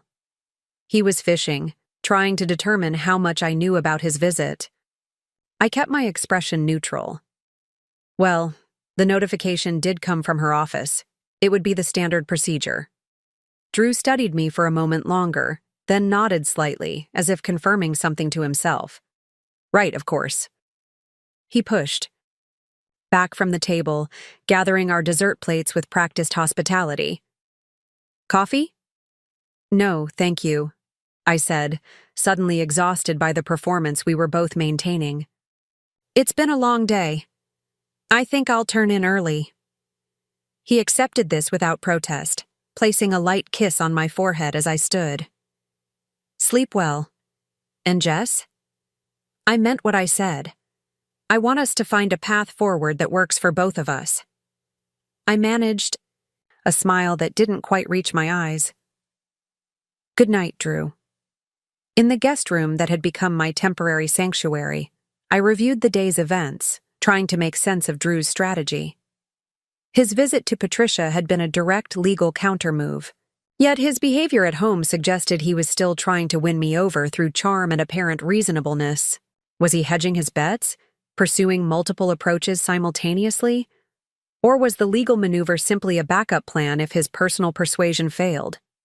Either way, his actions revealed a calculated determination that unsettled me deeply. The man I married, or thought I married, would have been incapable of such seamless deception. He would have been genuinely hurt by my withdrawal, genuinely concerned when I didn't come home. This Drew, who could fabricate evidence and lie about coincidentally meeting my attorney while cooking my favorite meal and inquiring about my day with apparent sincerity, was someone I didn't recognize at all. I set my alarm for 6 a.m., determined to leave the condo before Drew woke. Tomorrow's meeting with Patricia and Tom would be crucial. We needed to counter Drew's fabricated evidence before it could undermine the safeguard process. As I drifted toward sleep, I realized that regardless of the legal outcome, something fundamental had shifted in my perception of my marriage. The trust that had been fraying for months had finally, irrevocably broken. Whether we could rebuild from here seemed increasingly doubtful, regardless of what happened with Pixel Perfect. Morning arrived with gray drizzle, typical Portland weather that matched my subdued mood. I dressed quietly in the semi-darkness, choosing a structured blazer and tailored pants that made me feel armored for the day ahead. Drew was still asleep when I slipped out, leaving a brief note about an early client meeting to explain my absence. Patricia's office was already illuminated when I arrived. The senior attorney bent over documents spread across her conference table. Tom Wilson arrived moments later, carrying a cardboard tray with 3 coffee cups. "Thought we could use the reinforcements," he said, distributing the drinks. "Patricia's been filling me in. Your husband's been busy." Patricia gestured to the papers before her. Drew provided copies of everything he showed me yesterday. Emails, texts, handwritten notes allegedly documenting your verbal agreements. She slid several pages toward me. "Take a look and tell me if any of this is authentic." I scanned the documents with growing disbelief. There were screenshots of text conversations that had never happened, emails with my signature block but words I'd never written, and notes, in what appeared to be my handwriting, discussing partnership terms I'd never considered. "None of this is real," I said, my voice steady despite the shock. "The emails use my professional signature, but I never wrote these messages. And these handwritten notes, they look like my writing, but I never wrote this content." Tom examined one of the handwritten pages. "Good forgery. Similar enough to convince someone who isn't looking closely." He set it down with controlled anger. "This crosses a line, Jessica. Fabricating evidence isn't just an aggressive legal strategy, it's potentially criminal." Patricia nodded grimly. "Fraudulent evidence in a legal proceeding is serious. But proving that these are forgeries will require technical expertise, forensic analysis of the digital communications, handwriting experts for the notes." She gathered the papers into a neat stack. "That takes time and money, which I suspect is part of Drew's strategy. He's creating complications, dragging out the process, hoping you'll decide partnership is easier than this protracted battle. So he's trying to run out the clock on the 14-day response period," I said, understanding dawning. "If we're still analyzing his evidence when the period expires, the safeguard activation is in limbo." Tom's expression was grim. "Exactly. And in the meantime, he continues his charm offensive at home, presenting himself as the reasonable spouse seeking compromise while you're the one escalating with legal measures." He took a sip of his coffee, thinking, "We need to change the dynamic. Instead of playing defense against his forgeries, we need to go on offense." Patricia leaned forward, interest piqued. "What are you thinking?" "The lifestyle clause in their prenup. The one Drew threatened to leverage against Jessica. It works both ways. Tom turned to me. Creating fraudulent evidence to seize control of your company could easily be construed as behavior that damages the reputation or financially standing of a spouse. What if we trigger the lifestyle clause against him, based on his fabrications? A slow smile spread across Patricia's face. Counter notification. Clever. She made a quick note. We'd need to document the forgeries conclusively, but even initiating. The process shifts the narrative. Instead of Jessica defending against his claims, he's defending against serious allegations of fraud. The strategy appealed to me on multiple levels. It was proactive rather than reactive, and it used Drew's own tactics against him. But a persistent doubt nagged at me. If we go this route, it feels like we're closing the door on any possibility of reconciliation, I said quietly. Escalating to fraud allegations seems final. Tom and Patricia exchanged glances, a wordless communication between legal colleagues. Then Tom leaned forward, his expression gentle but serious. Jessica, I need to ask you something, and I want you to answer honestly. After everything that's happened, the ultimatum, the threats, now these forgeries, do you genuinely believe reconciliation is possible or desirable? The question landed like a physical weight. I'd been so focused on protecting Pixel Perfect that I hadn't fully processed what Drew's actions meant for our marriage. The man who had threatened me, who had fabricated evidence against me, who had simultaneously tried to charm me while undermining me legally. Was that someone I could ever trust again? Someone I wanted to build a life with? No, I said finally, the word both painful and liberating. I don't think reconciliation is possible. Not anymore. Patricia nodded, as if my answer confirmed something she'd already suspected. Then we proceed with the counter-notification regarding the forged evidence. And Jessica, her voice softened slightly, you might want to consider whether it's wise to continue living with Drew during this process. With tensions escalating, having separate residences could provide clarity and safety for both of you. The suggestion of moving out made the situation suddenly, undeniably real.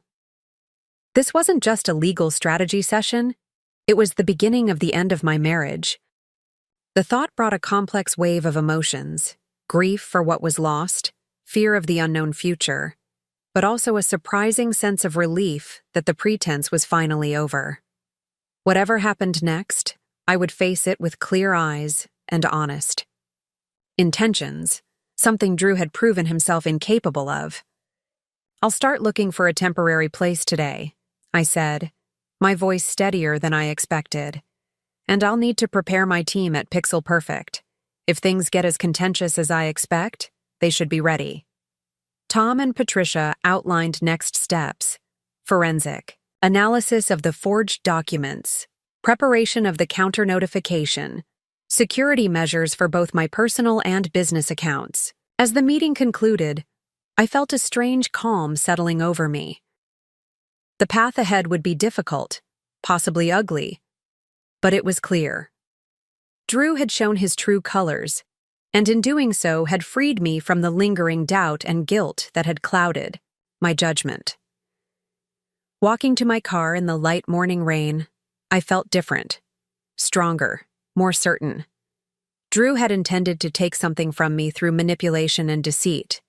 Instead, he had inadvertently given me something invaluable: the clarity to see both him and myself more truthfully than ever before. Whatever challenges lay ahead, I would face them not as Drew Parker's wife, but as Jessica Taylor, founder and owner of Pixel Perfect Design, and the architect of my own future. Finding an apartment in Portland's tight rental market proved more challenging than expected. After 3 days of viewings, all conducted during lunch breaks or early mornings to avoid arousing Drew's suspicion, I finally secured a furnished one-bedroom in the Pearl District, 6 blocks from Pixel Perfect's offices. The apartment was modern but soulless, all chrome and gray with none of the character that had drawn me to our condo. Still, it offered what I needed most: security, 24-hour doorman and key fob access, proximity to work, and most importantly, distance from Drew's increasingly suffocating presence. The forensic analysis of Drew's forged documents was progressing, but slowly. The digital expert Patricia hired needed time to examine metadata on the emails and text messages, while the handwriting analyst required original samples of my writing for comparison with the forgeries. Meanwhile, the 14-day response period for the original safeguard notification was rapidly approaching its conclusion, with Drew showing no signs of backing down from his attempts to claim partial ownership of Pixel Perfect. At home, the charade continued. Drew maintained his performance as the patient, supportive husband, never mentioning his legal maneuvers or the forged documents. Each evening brought some new gesture of apparent reconciliation, tickets to a gallery opening I'd mentioned wanting. To attend months ago, a rare first edition of my favorite design book found by chance at Powell's, a playlist of songs from our early dating days queued up on the sound system when I arrived home. The calculated precision of his emotional campaign was almost admirable if it hadn't been so manipulative. I hadn't yet told him about the apartment. The lease was signed, the first month's rent and security deposit paid, but I'd delayed moving any belongings, uncertain about the right timing for such a definitive step. The decision was made for me on Thursday morning, 10 days after the initial legal notification, when Lisa called me into an emergency meeting at the office. "We've got a situation," she said, closing my office door and lowering her voice. "Paul Jones from Evergreen Sportswear called me directly this morning. Said he received an email from Drew yesterday inviting him to discuss the future direction of their account with Pixel Perfect. Paul was confused because they've been happy with our work, and they've only ever dealt with our team, never with Drew." Evergreen was our second largest client, a regional athletic wear company whose rebranding had won us an industry award last year. "Did Paul forward you the email?" I asked, already reaching for my phone to call Tom. Lisa nodded, pulling up the message on her tablet. "That's not all. Melissa from accounting stopped by my office first thing today. Apparently, Drew called her yesterday asking for access to our financial management system to prepare for a presentation to investors. When she told him she'd need authorization from you, he said it was a surprise he was planning with you and swore her to secrecy." My stomach dropped. Drew was making moves on multiple fronts, contacting clients directly and attempting to access our financial records. This wasn't just continued interference, it was escalation. "Has anyone else reported contact from Drew?" "Not yet, but I've asked the department heads to let me know if they hear anything unusual." Lisa's expression was a mixture of concern and controlled anger. "Jess, what's his endgame here? It's like he's trying to position himself as already being part of company leadership." "That's exactly what he's doing," I said, the pieces falling into place. "He's creating a paper trail of involvement with clients and company finances. If this goes to court, he can point to these interactions as evidence that he was already functioning as a de facto partner in the business, regardless of what the paperwork says." The strategy was as clever as it was underhanded.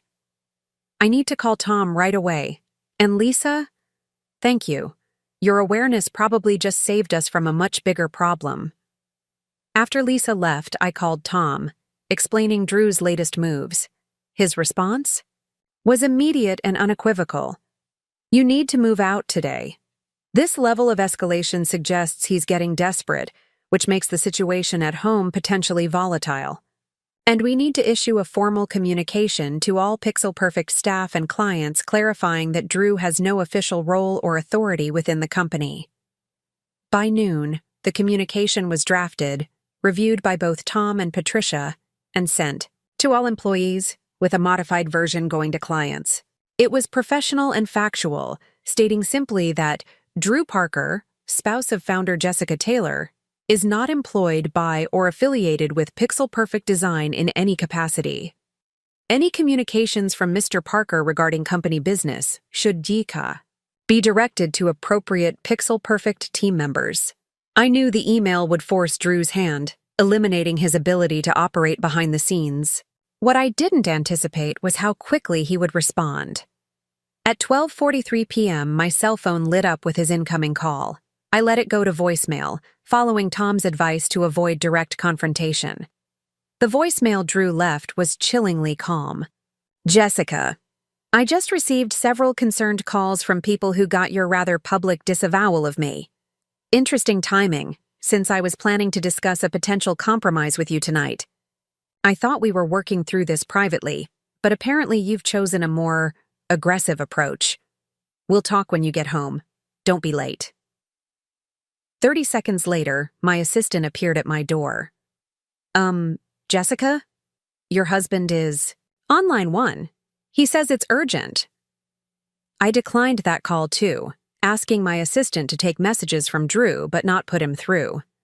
The implied threat in his voicemail, "Don't be late," had solidified my decision. I wasn't going home tonight. I wasn't going home ever again. The rest of the afternoon passed in a blur of activity.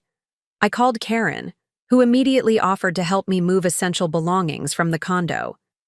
Tom arranged for a security specialist to meet us there and change the locks on my new apartment after the property manager provided the keys. Lisa coordinated with our IT team to implement additional security protocols protecting company servers and client information. By 4 p.m., I had a plan in place that felt both necessary and surreal. I was literally fleeing my own home while my husband was at work. Karen arrived at the office at 4:30, her practical sedan parked in the visitor's spot. "Ready for Operation Extraction?" she asked with forced lightness, trying to ease the tension she must have seen on my face. I brought boxes and some of those. Vacuum seal bags for clothes. We can be in and out in under an hour if we're efficient. I nodded, grateful for her matter-of-fact approach. Drew usually gets home around 6:30. That should give us enough time. I'd made a mental inventory of what I needed. Personal documents, irreplaceable mementos, enough clothing and toiletries for a few weeks. Everything else could be dealt with later, through attorneys if necessary. The condo was silent when we arrived, the afternoon sun casting long shadows through the floor-to-ceiling windows that had once been a selling point, but now felt exposing. Karen got to work immediately, heading to the guest room with empty boxes while I went straight to the home office to retrieve important documents from the safe. The combination clicked open on my first try, my fingers steady despite the adrenaline, coursing through me. Inside were our passports, birth certificates, insurance policies, and investment information, neatly organized in labeled folders, a system I'd implemented early in our marriage. I removed only my documents, leaving Drew's untouched. The prenuptial agreement I took as well. Although Tom and Patricia had copies, this was the original signed document. Beneath the folders was a velvet pouch containing jewelry passed down from my grandmother. Pieces with sentimental rather than monetary value that I couldn't bear to lose in whatever battle might be coming. With the most crucial items secured, I moved methodically through the condo, gathering essentials with an efficiency born of focused urgency. Karen worked alongside me, asking practical questions. Winter clothes too, or just current season? Any particular books you need, or can those wait? That helped me prioritize without becoming overwhelmed by the enormity of what I was doing. We were nearly finished, the car loaded with boxes and bags, when the unmistakable sound of a key in the front door froze us both. Karen's eyes widened as she mouthed what I was thinking. Drew. It was only 5:45 p.m. He was home early. "Jessica?" His voice carried from the entryway, followed by footsteps. "Your assistant said you left the office early. I thought we could—" He stopped abruptly in the bedroom doorway, taking in the scene. Half-empty closet, Karen standing with a box of my toiletries, suitcase open on the bed. His expression shifted from surprise to anger to something carefully neutral in the span of seconds. "I see. You're leaving." The calm in his voice was more unsettling than shouting would have been. I straightened, facing him directly. "Yes, I've found an apartment. Given everything that's happening, I think it's best if we have separate living arrangements for now. Drew's gaze moved from me to Karen, then to the suitcase, cataloging the situation with the same calculating assessment I'd seen in business negotiations. And you didn't think this warranted a conversation? You're just disappearing when I'm not home? Like you did when you contacted our clients behind my back? Or tried to access company financials without authorization? The words came out, sharper than intended, my composure cracking under the pressure of this confrontation. After your voicemail today, I didn't feel a conversation would be productive. He stepped into the room, his movements deliberate, controlled. Karen shifted subtly, positioning herself between us with casual purpose. My voicemail said we needed to talk, which we do clearly. Instead, you're sneaking out with... He gestured dismissively toward Karen. Reinforcements to avoid facing me directly. I'm not avoiding you, Drew. I'm establishing boundaries that you've repeatedly ignored. I zipped the suitcase closed with finality. We can communicate through our attorneys going forward. A flash of genuine surprise crossed his face. Attorneys? For a temporary separation while we work through a business disagreement. He moved closer, his voice softening. Jess, come on. This is extreme. Whatever issues we have, we can resolve them together, like we always have. The sudden shift to conciliation was familiar, the same tactic he'd employed after the initial legal notification. But now I recognized it for what it was, another performance, another manipulation designed to make me question my own decisions. This isn't just a business disagreement, I said firmly. You've threatened me, created forged documents, contacted my clients without authorization, and attempted to access company finances behind my back. Those aren't the actions of someone interested in resolution. Drew's facade cracked slightly, a flicker of the calculating hardness I'd glimpsed at our anniversary dinner showing through. You've misinterpreted everything. The documents reflect conversations we've had. The client outreach was me trying to support your business during a difficult time. You're seeing threats where I've only offered partnership. He reached for my hand, which I pulled away. We built a life together, Jessica. Are you really willing to throw that away over a company? The question was designed to provoke guilt, to frame me as the unreasonable one prioritizing business over marriage. 6 months ago, it might have worked. Now, with clear eyes and the support of friends and professionals who validated my concerns, I saw through the manipulation. You're the one who made this about the company, Drew. You're the one who gave me an ultimatum at our anniversary dinner. You're the one who said you'd manufacture evidence against me if I didn't give you what you wanted.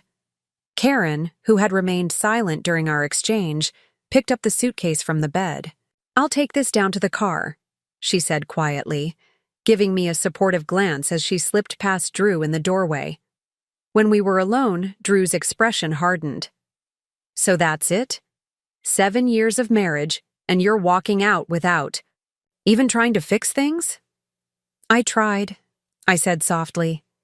The moment you issued that ultimatum at Corsica, I tried to explain why your demand was unreasonable. You responded with threats. When I activated the safeguard clause, a legal protection, we both agreed to before marriage, you responded with forgeries and behind-the-scenes manipulation. At every turn, you've chosen escalation over resolution. He shook his head, his expression a perfect mixture of hurt and disbelief. You've completely mischaracterized everything. I never threatened you. I never forged anything. I've only ever tried to be your partner in every sense of the word. He sighed heavily. But clearly you've made up your mind, constructed a narrative where I'm the villain, and nothing I say will change that. The performance was impressive, wounded innocence with just the right touch of resignation. If I hadn't seen the forged documents myself, hadn't heard from clients and staff about his unauthorized contacts, I might have doubted my own perception. I'm not interested in assigning blame, Drew. I'm interested in protecting what I've built and finding a path forward. that respects both of us. By sneaking out when I'm not home? By sending emails to my professional contacts disavowing me? That's your idea of respect? His voice hardened. You know, the prenup works both ways, Jessica. The lifestyle clause you're so concerned about, it has implications for spouses who abandon the marriage without reasonable attempt at reconciliation. Something to consider before you walk out that door. The threat was veiled but unmistakable. He was suggesting that my leaving could trigger the lifestyle clause against me, potentially costing me financially in any divorce proceedings. It was the same manipulative strategy he'd employed at Corsica, using the legal agreement meant to protect both of us as a weapon. I've considered everything, I said, refusing to be intimidated. And I'm still leaving. Drew's expression shifted, the mask of reasonableness falling away completely. This won't end well for you or for Pixel Perfect. I have resources you can't match, connections you need, and 7 years of insight into how you operate. Is that really a fight you want to have? There it was, the real Drew, the one who viewed relationships as transactions and people as assets to be leveraged. It's not the fight I wanted, I admitted, but it's the one you chose when you decided my company was yours to claim. He studied me for a long moment, as if seeing me clearly for the first time. You've changed, he said finally, an edge of genuine surprise in his voice. The Jessica I married would never have walked away from our life together. From everything we've built. You're right, I agreed, feeling a strange calm despite the tension crackling between us. I have changed. I've remembered who I was before, the woman who built a company from nothing, who took risks and trusted her instincts, the woman who wouldn't compromise her integrity, even for someone she loved.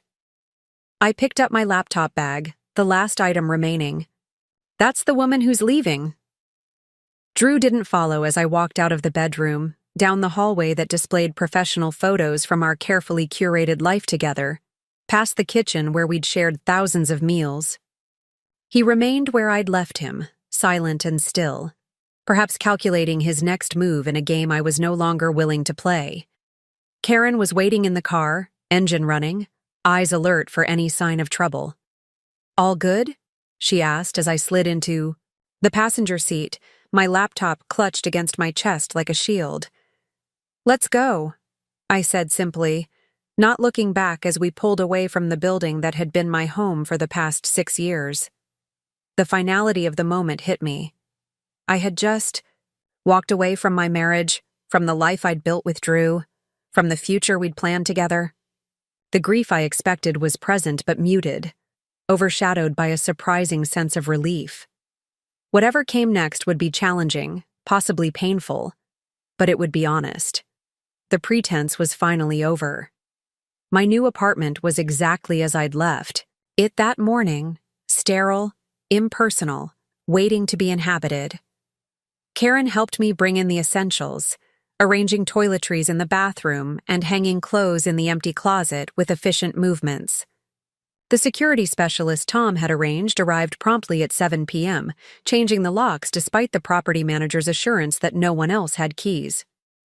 Better safe than sorry, he said, handing me new keys and demonstrating the additional deadbolt he'd installed.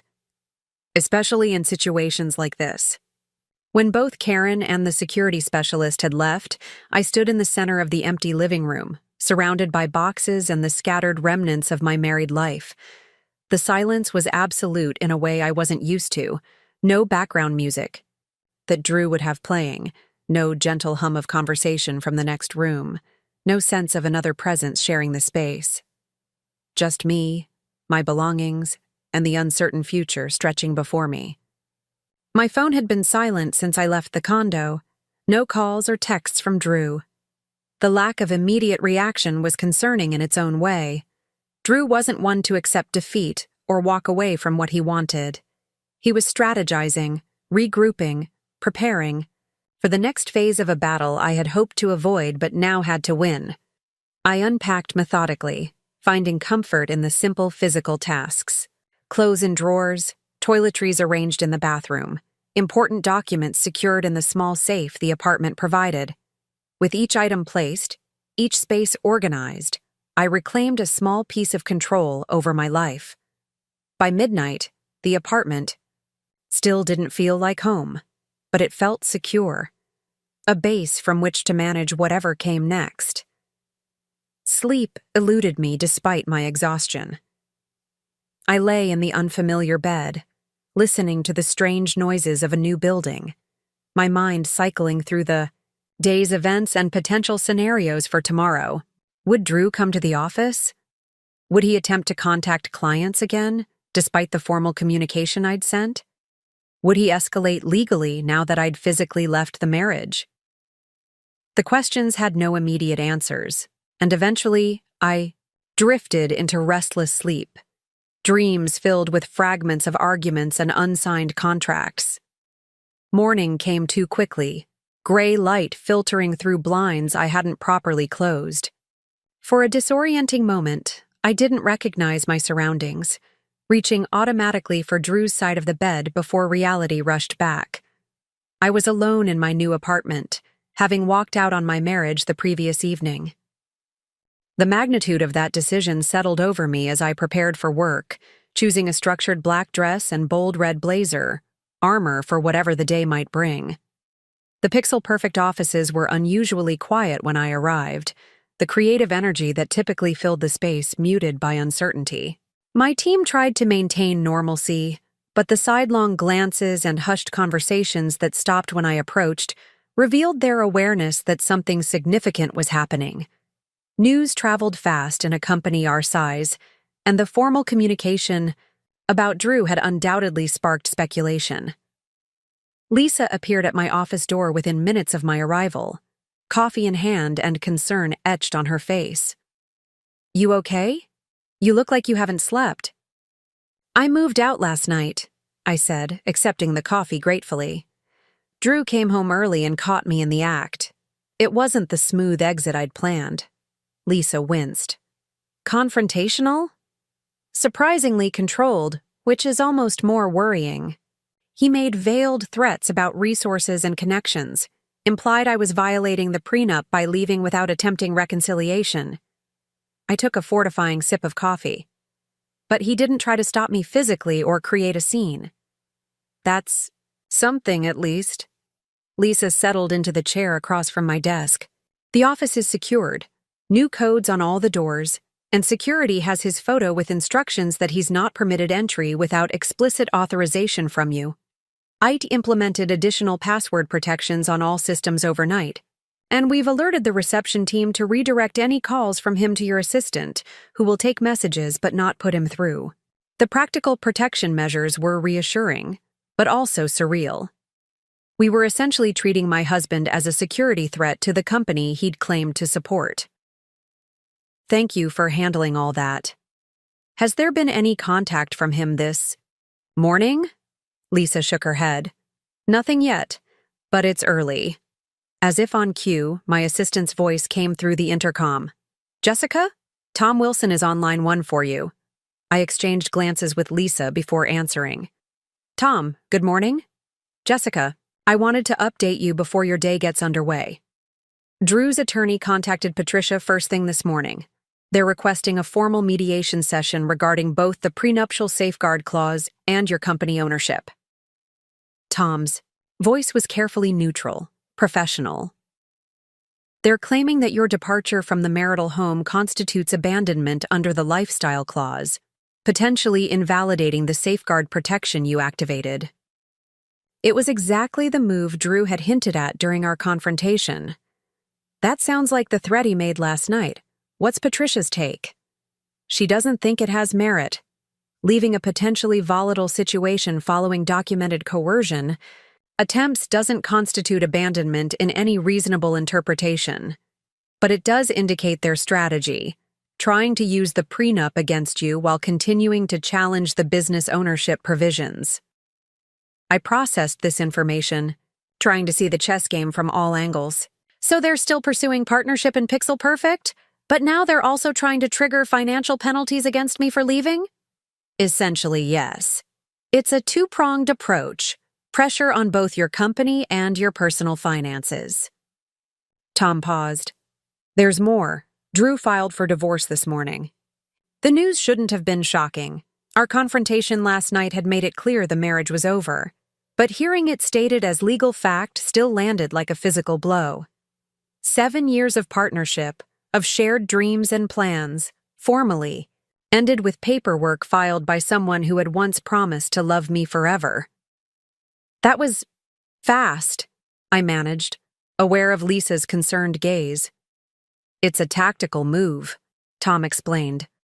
Filing first gives him certain procedural advantages, and the timing, immediately after you left the marital home, supports their abandonment narrative. But it doesn't materially change our approach.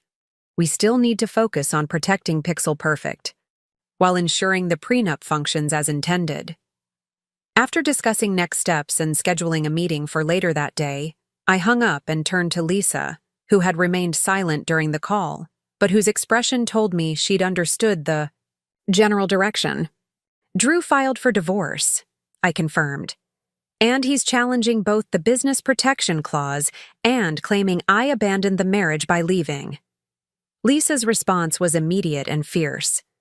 That's ridiculous. He threatened you, forged documents, tried to hijack client relationships, and he's claiming you abandoned him? That's some world-class gaslighting. Her indignation was validating, a reminder that I wasn't crazy for recognizing Drew's behavior as problematic.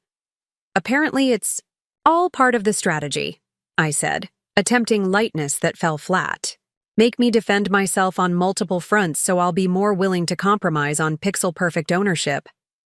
Not going to happen, Lisa stated with absolute certainty. We've got your back, Jess. The whole team does. Whatever he throws at you, you're not facing it alone. Her words were a lifeline, a reminder that while my marriage had crumbled, I still had a community of support, colleagues who valued my leadership, friends who understood my worth, professionals who recognized the legitimacy of my position.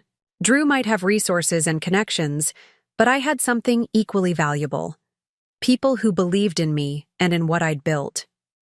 The rest of the morning passed in a blur of client calls and creative reviews, normal business activities that felt increasingly disconnected from the personal and legal tempest brewing in the background. By lunchtime, I had settled into a strange liminal state, professionally engaged but emotionally vigilant, waiting for the next development in a conflict that threatened both my company and my sense of self. It came at 2:17 p.m. in the form of an email from Drew. Unlike his previous communications, this one was formal, almost cold, with none of the emotional manipulation that had characterized our recent interactions.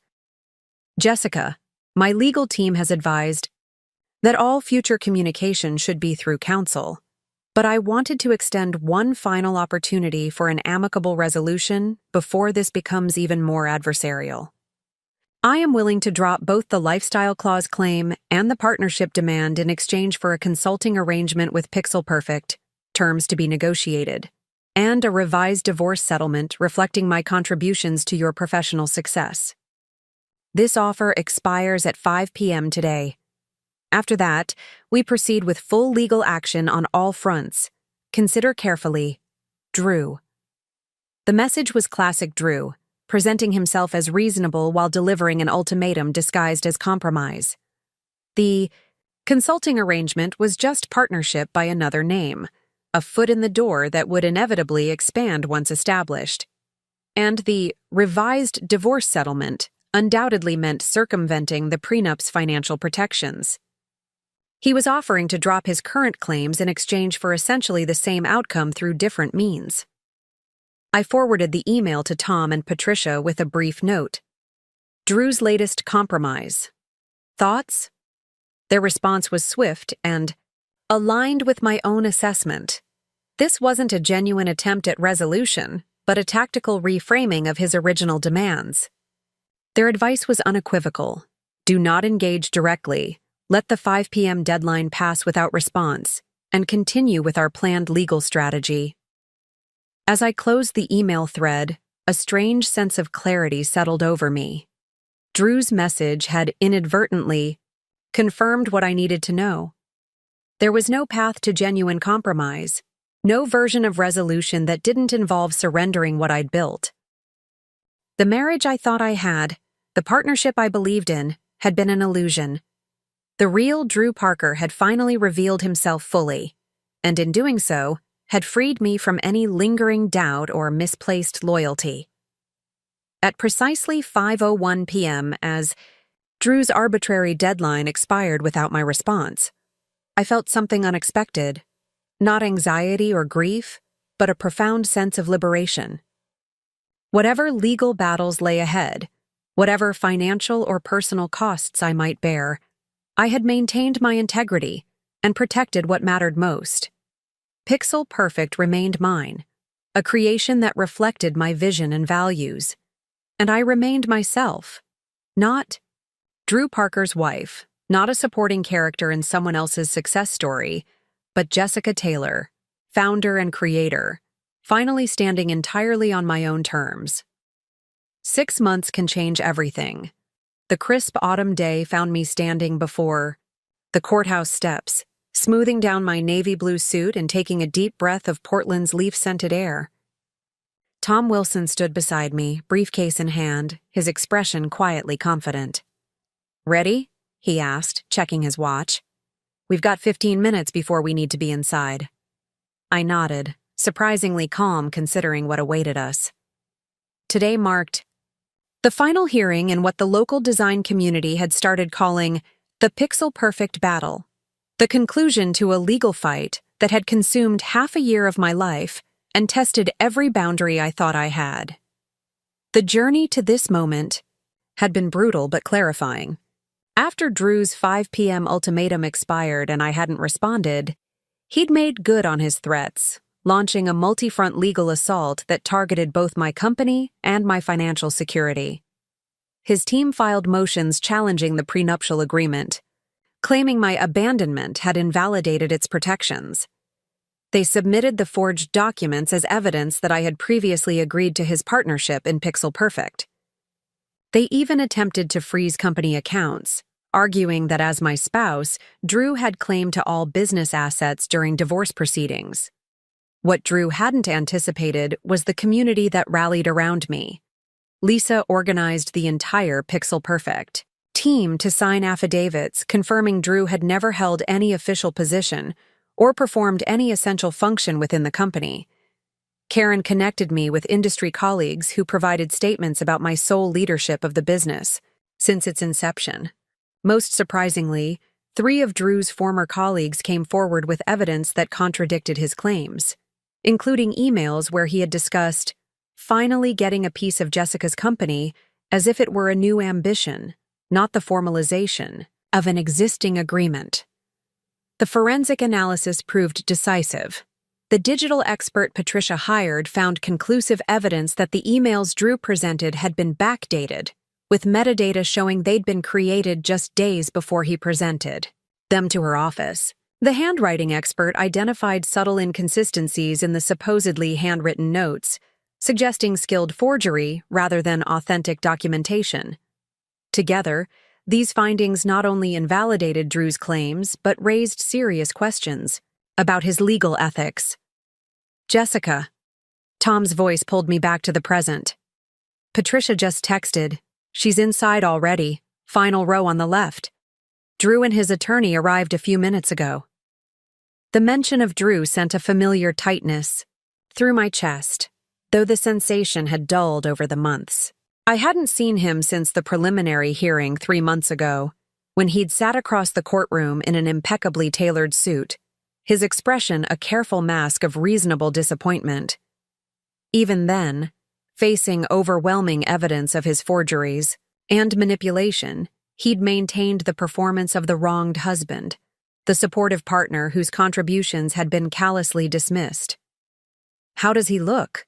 I asked, a question born more of tactical interest than emotional connection.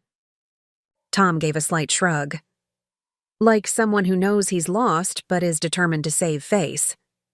His attorney requested this final hearing despite Patricia's warning that the judge's preliminary ruling is unlikely to change. That sounded like Drew, unable to accept defeat even when it was mathematically certain.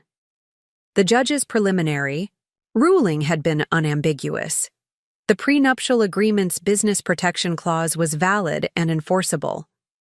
There was no credible evidence that I had agreed to make Drew a partner in Pixel Perfect, and his documented attempts to claim ownership through coercion had triggered the safeguard provisions, resulting in significant financial penalties within our divorce settlement. "Let's get this over with," I said, starting up the courthouse steps. The weight of the past 6 months, the sleepless nights, the constant strategic adjustments, the energy diverted from creative work to legal defense, had left me exhausted but resolute. Today would mark the end, one way or another.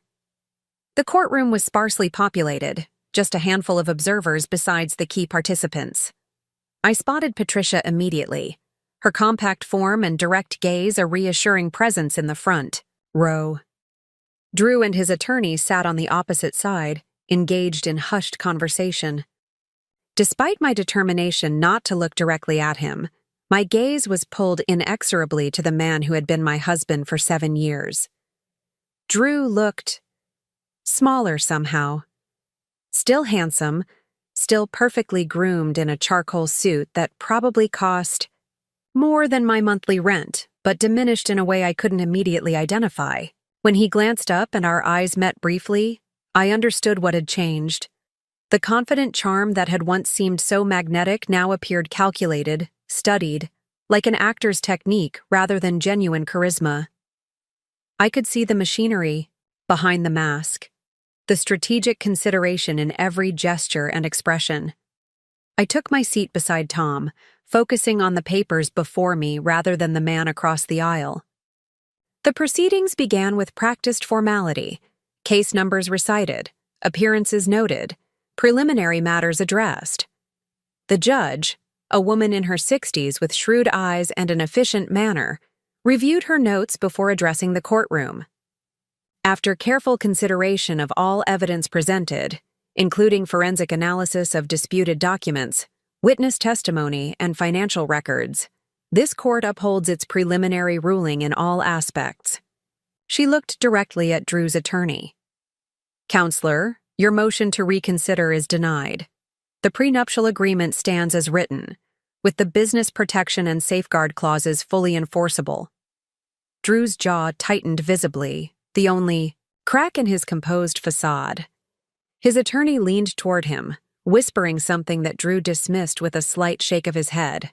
"Furthermore," the judge continued, "this court finds compelling evidence that Mr. Parker attempted to claim ownership of Pixel Perfect Design through coercive means, including but not limited to ultimatums, threats regarding manufactured evidence, and the submission of forged documents to this court." Her expression hardened. "Let the record reflect that the court views these actions with extreme concern and reserves the right to refer this matter to the Bar Association for review of potential ethical violations." The implied threat of professional consequences hung in the air. Drew's attorney straightened, his expression carefully neutral while Drew himself remained motionless, his gaze fixed somewhere above the judge's head. Given these findings, the court concludes that Ms. Taylor's company, Pixel Perfect Design, remains her sole property as specified in the prenuptial agreement. Furthermore, Mr. Parker's documented coercive actions have triggered the safeguard clause, resulting in the financial penalties outlined in Section 14B of said agreement. She closed the folder before her with finality. "This ruling is effective immediately. Court is adjourned." The gavel's tap echoed in the suddenly silent room. It was over, the battle I hadn't wanted but couldn't avoid, the conflict that had consumed half a year and threatened everything I'd built. Pixel Perfect remained mine, protected by the very agreement Drew's family had insisted upon to safeguard their wealth. The irony wasn't lost on me. Tom and Patricia exchanged satisfied glances as we gathered our materials. "A complete victory," Tom said quietly. "Everything we argued for, confirmed without qualification." I nodded, relief washing through me in a wave that left me momentarily lightheaded. What happens now? Paperwork, mostly, Patricia replied. The divorce decree will be finalized within 30 days. The financial settlement reflects the prenup's penalties, which means Drew receives substantially less than the standard division of marital assets. Your company remains entirely separate, with no claims against it from this point forward. As we prepared to leave, I noticed Drew standing alone near the courtroom doors, his attorney already gone. Our eyes met across the half-empty room, and after a moment's hesitation, he walked toward me with measured steps. Tom shifted protectively, but I touched his arm, indicating I could handle this final conversation. Congratulations, Drew said when he reached us, his voice carrying none of the warmth it once had. You won, completely. I studied him, searching for the man I'd once loved within this polished stranger. This wasn't about winning, Drew. It was about protecting what I built. A flash of the old anger crossed his face before he controlled it. What we built, Jessica. That's something you never understood. Marriage is partnership. Everything achieved during those years is joint accomplishment. Even now, even after overwhelming evidence and a judge's unequivocal ruling, he couldn't acknowledge the fundamental flaw in his perspective. Partnership requires mutual respect, I said quietly. You never respected that Pixel Perfect was mine, that my career was mine. You saw my success as something you were entitled to claim rather than something to celebrate alongside me. Drew's expression remained impassive, but something flickered in his eyes. Recognition, perhaps, or simply calculation of his next move. Well, it hardly matters now. You've got your company, free and clear, and I've learned a valuable lesson about prenuptial agreements. His attempt at a casual smile didn't reach his eyes. No hard feelings?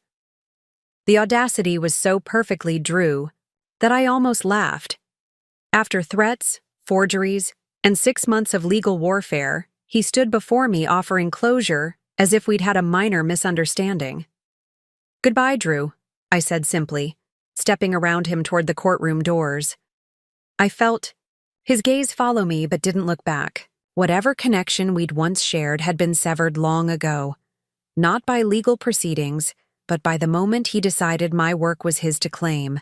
My success was his entitlement. My boundaries were his to ignore.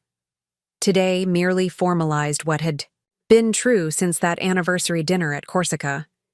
Outside, autumn sunshine gilded the courthouse steps where Tom, Patricia, and I paused to discuss final details. As they talked timelines and paperwork, my attention drifted to the Portland skyline visible between buildings, the familiar landscape of the city where I'd built both my business and my marriage. One had survived, stronger for having been tested. The other had revealed itself as something quite different from what I'd believed. Jessica? Patricia's voice brought me back to the moment. Are you all right? I realized I'd been silent, lost in reflection while they discussed next steps. Yes, I said with a certainty that surprised me. Actually, I'm better than all right. And it was true. Beyond the relief of legal victory, beyond the security of knowing Pixel Perfect remained mine alone, I felt something I hadn't fully anticipated, a profound sense of reclamation. I had reclaimed not just my company but my confidence, my boundaries, my ability to trust my own perceptions. The woman who had once minimized her accomplishments to keep peace with her husband, who had questioned her own reactions to his manipulation, had been replaced by someone clearer-eyed and more certain of her worth. I was thinking, I said, changing the subject deliberately, about that expansion proposal we put on hold when all this started, the office space in the Harlow building. Is it still available? Tom raised his eyebrows slightly, caught by the sudden shift. I believe so. Their leasing agent called last month asking if you were still interested. I am, I decided in that moment. Pixel Perfect has outgrown our current space. We need room for the new creative team leases building and the digital marketing division. We're launching next quarter. Plans that had been suspended during the legal battle suddenly felt possible again, exciting even. Could you contact them this afternoon? Patricia smiled, understanding perhaps better than Tom what this moment represented. I think that's an excellent idea, focusing on growth rather than defense. We parted ways on the courthouse steps, Patricia heading back to her office while Tom accompanied me toward the parking structure. As we walked, he glanced at me with professional curiosity. You know, most clients are emotionally exhausted after proceedings like this. You seem energized. I considered this as we navigated the busy downtown sidewalk. I think I've been living in a defensive posture for so long, protecting Pixel Perfect from Drew's claims, protecting myself from his manipulation, that moving forward feels like finally being able to breathe again. I stopped at the corner, waiting for the pedestrian signal. The hardest part wasn't the legal battle. It was recognizing that the partnership I thought I had was an illusion. Tom nodded thoughtfully. That's often the case in these situations. The legal resolution matters, of course, but the personal reckoning is the true challenge. The signal changed, and we crossed the street in companionable silence. When we reached the parking structure entrance, Tom extended his hand formally. Congratulations, Jessica. Your company is secure, your future is yours to determine, and if I may say, so, you've handled this entire situation with remarkable grace under pressure. I shook his hand, appreciating both the professional respect and the personal encouragement. Thank you for everything, Tom. I couldn't have navigated this without your guidance. After he departed, I stood for a moment outside my car, keys in hand, absorbing the finality of the day's events. Drew Parker was now officially my ex-husband. Pixel Perfect was definitively, legally mine alone. The prenup clause I'd activated had changed everything, transforming what could have been a devastating loss into a hard-won victory. But the more meaningful change had happened internally. The woman who had once accommodated Drew's suggestions about her business, who had accepted his framing of her success as partially his creation, who had doubted her own perceptions when he called them unreasonable, that woman was gone. In her place stood someone who recognized manipulation for what it was, who valued her own work enough to fight for it, who trusted her instincts even when others attempted to undermine them. As I started my car and pulled onto the street, heading not home, but to the Pixel Perfect offices where my team awaited news of the hearing, I felt a quiet certainty settle over me. The anniversary dinner that had seemed like an ending, the night Drew revealed his true priorities with a demand disguised as partnership, had actually been a beginning. The beginning of reclaiming not just my company, but myself. Up next, you've got 2 more standout stories right on your screen. If this one hit the mark, you won't want to pass these up. Just click and check them out.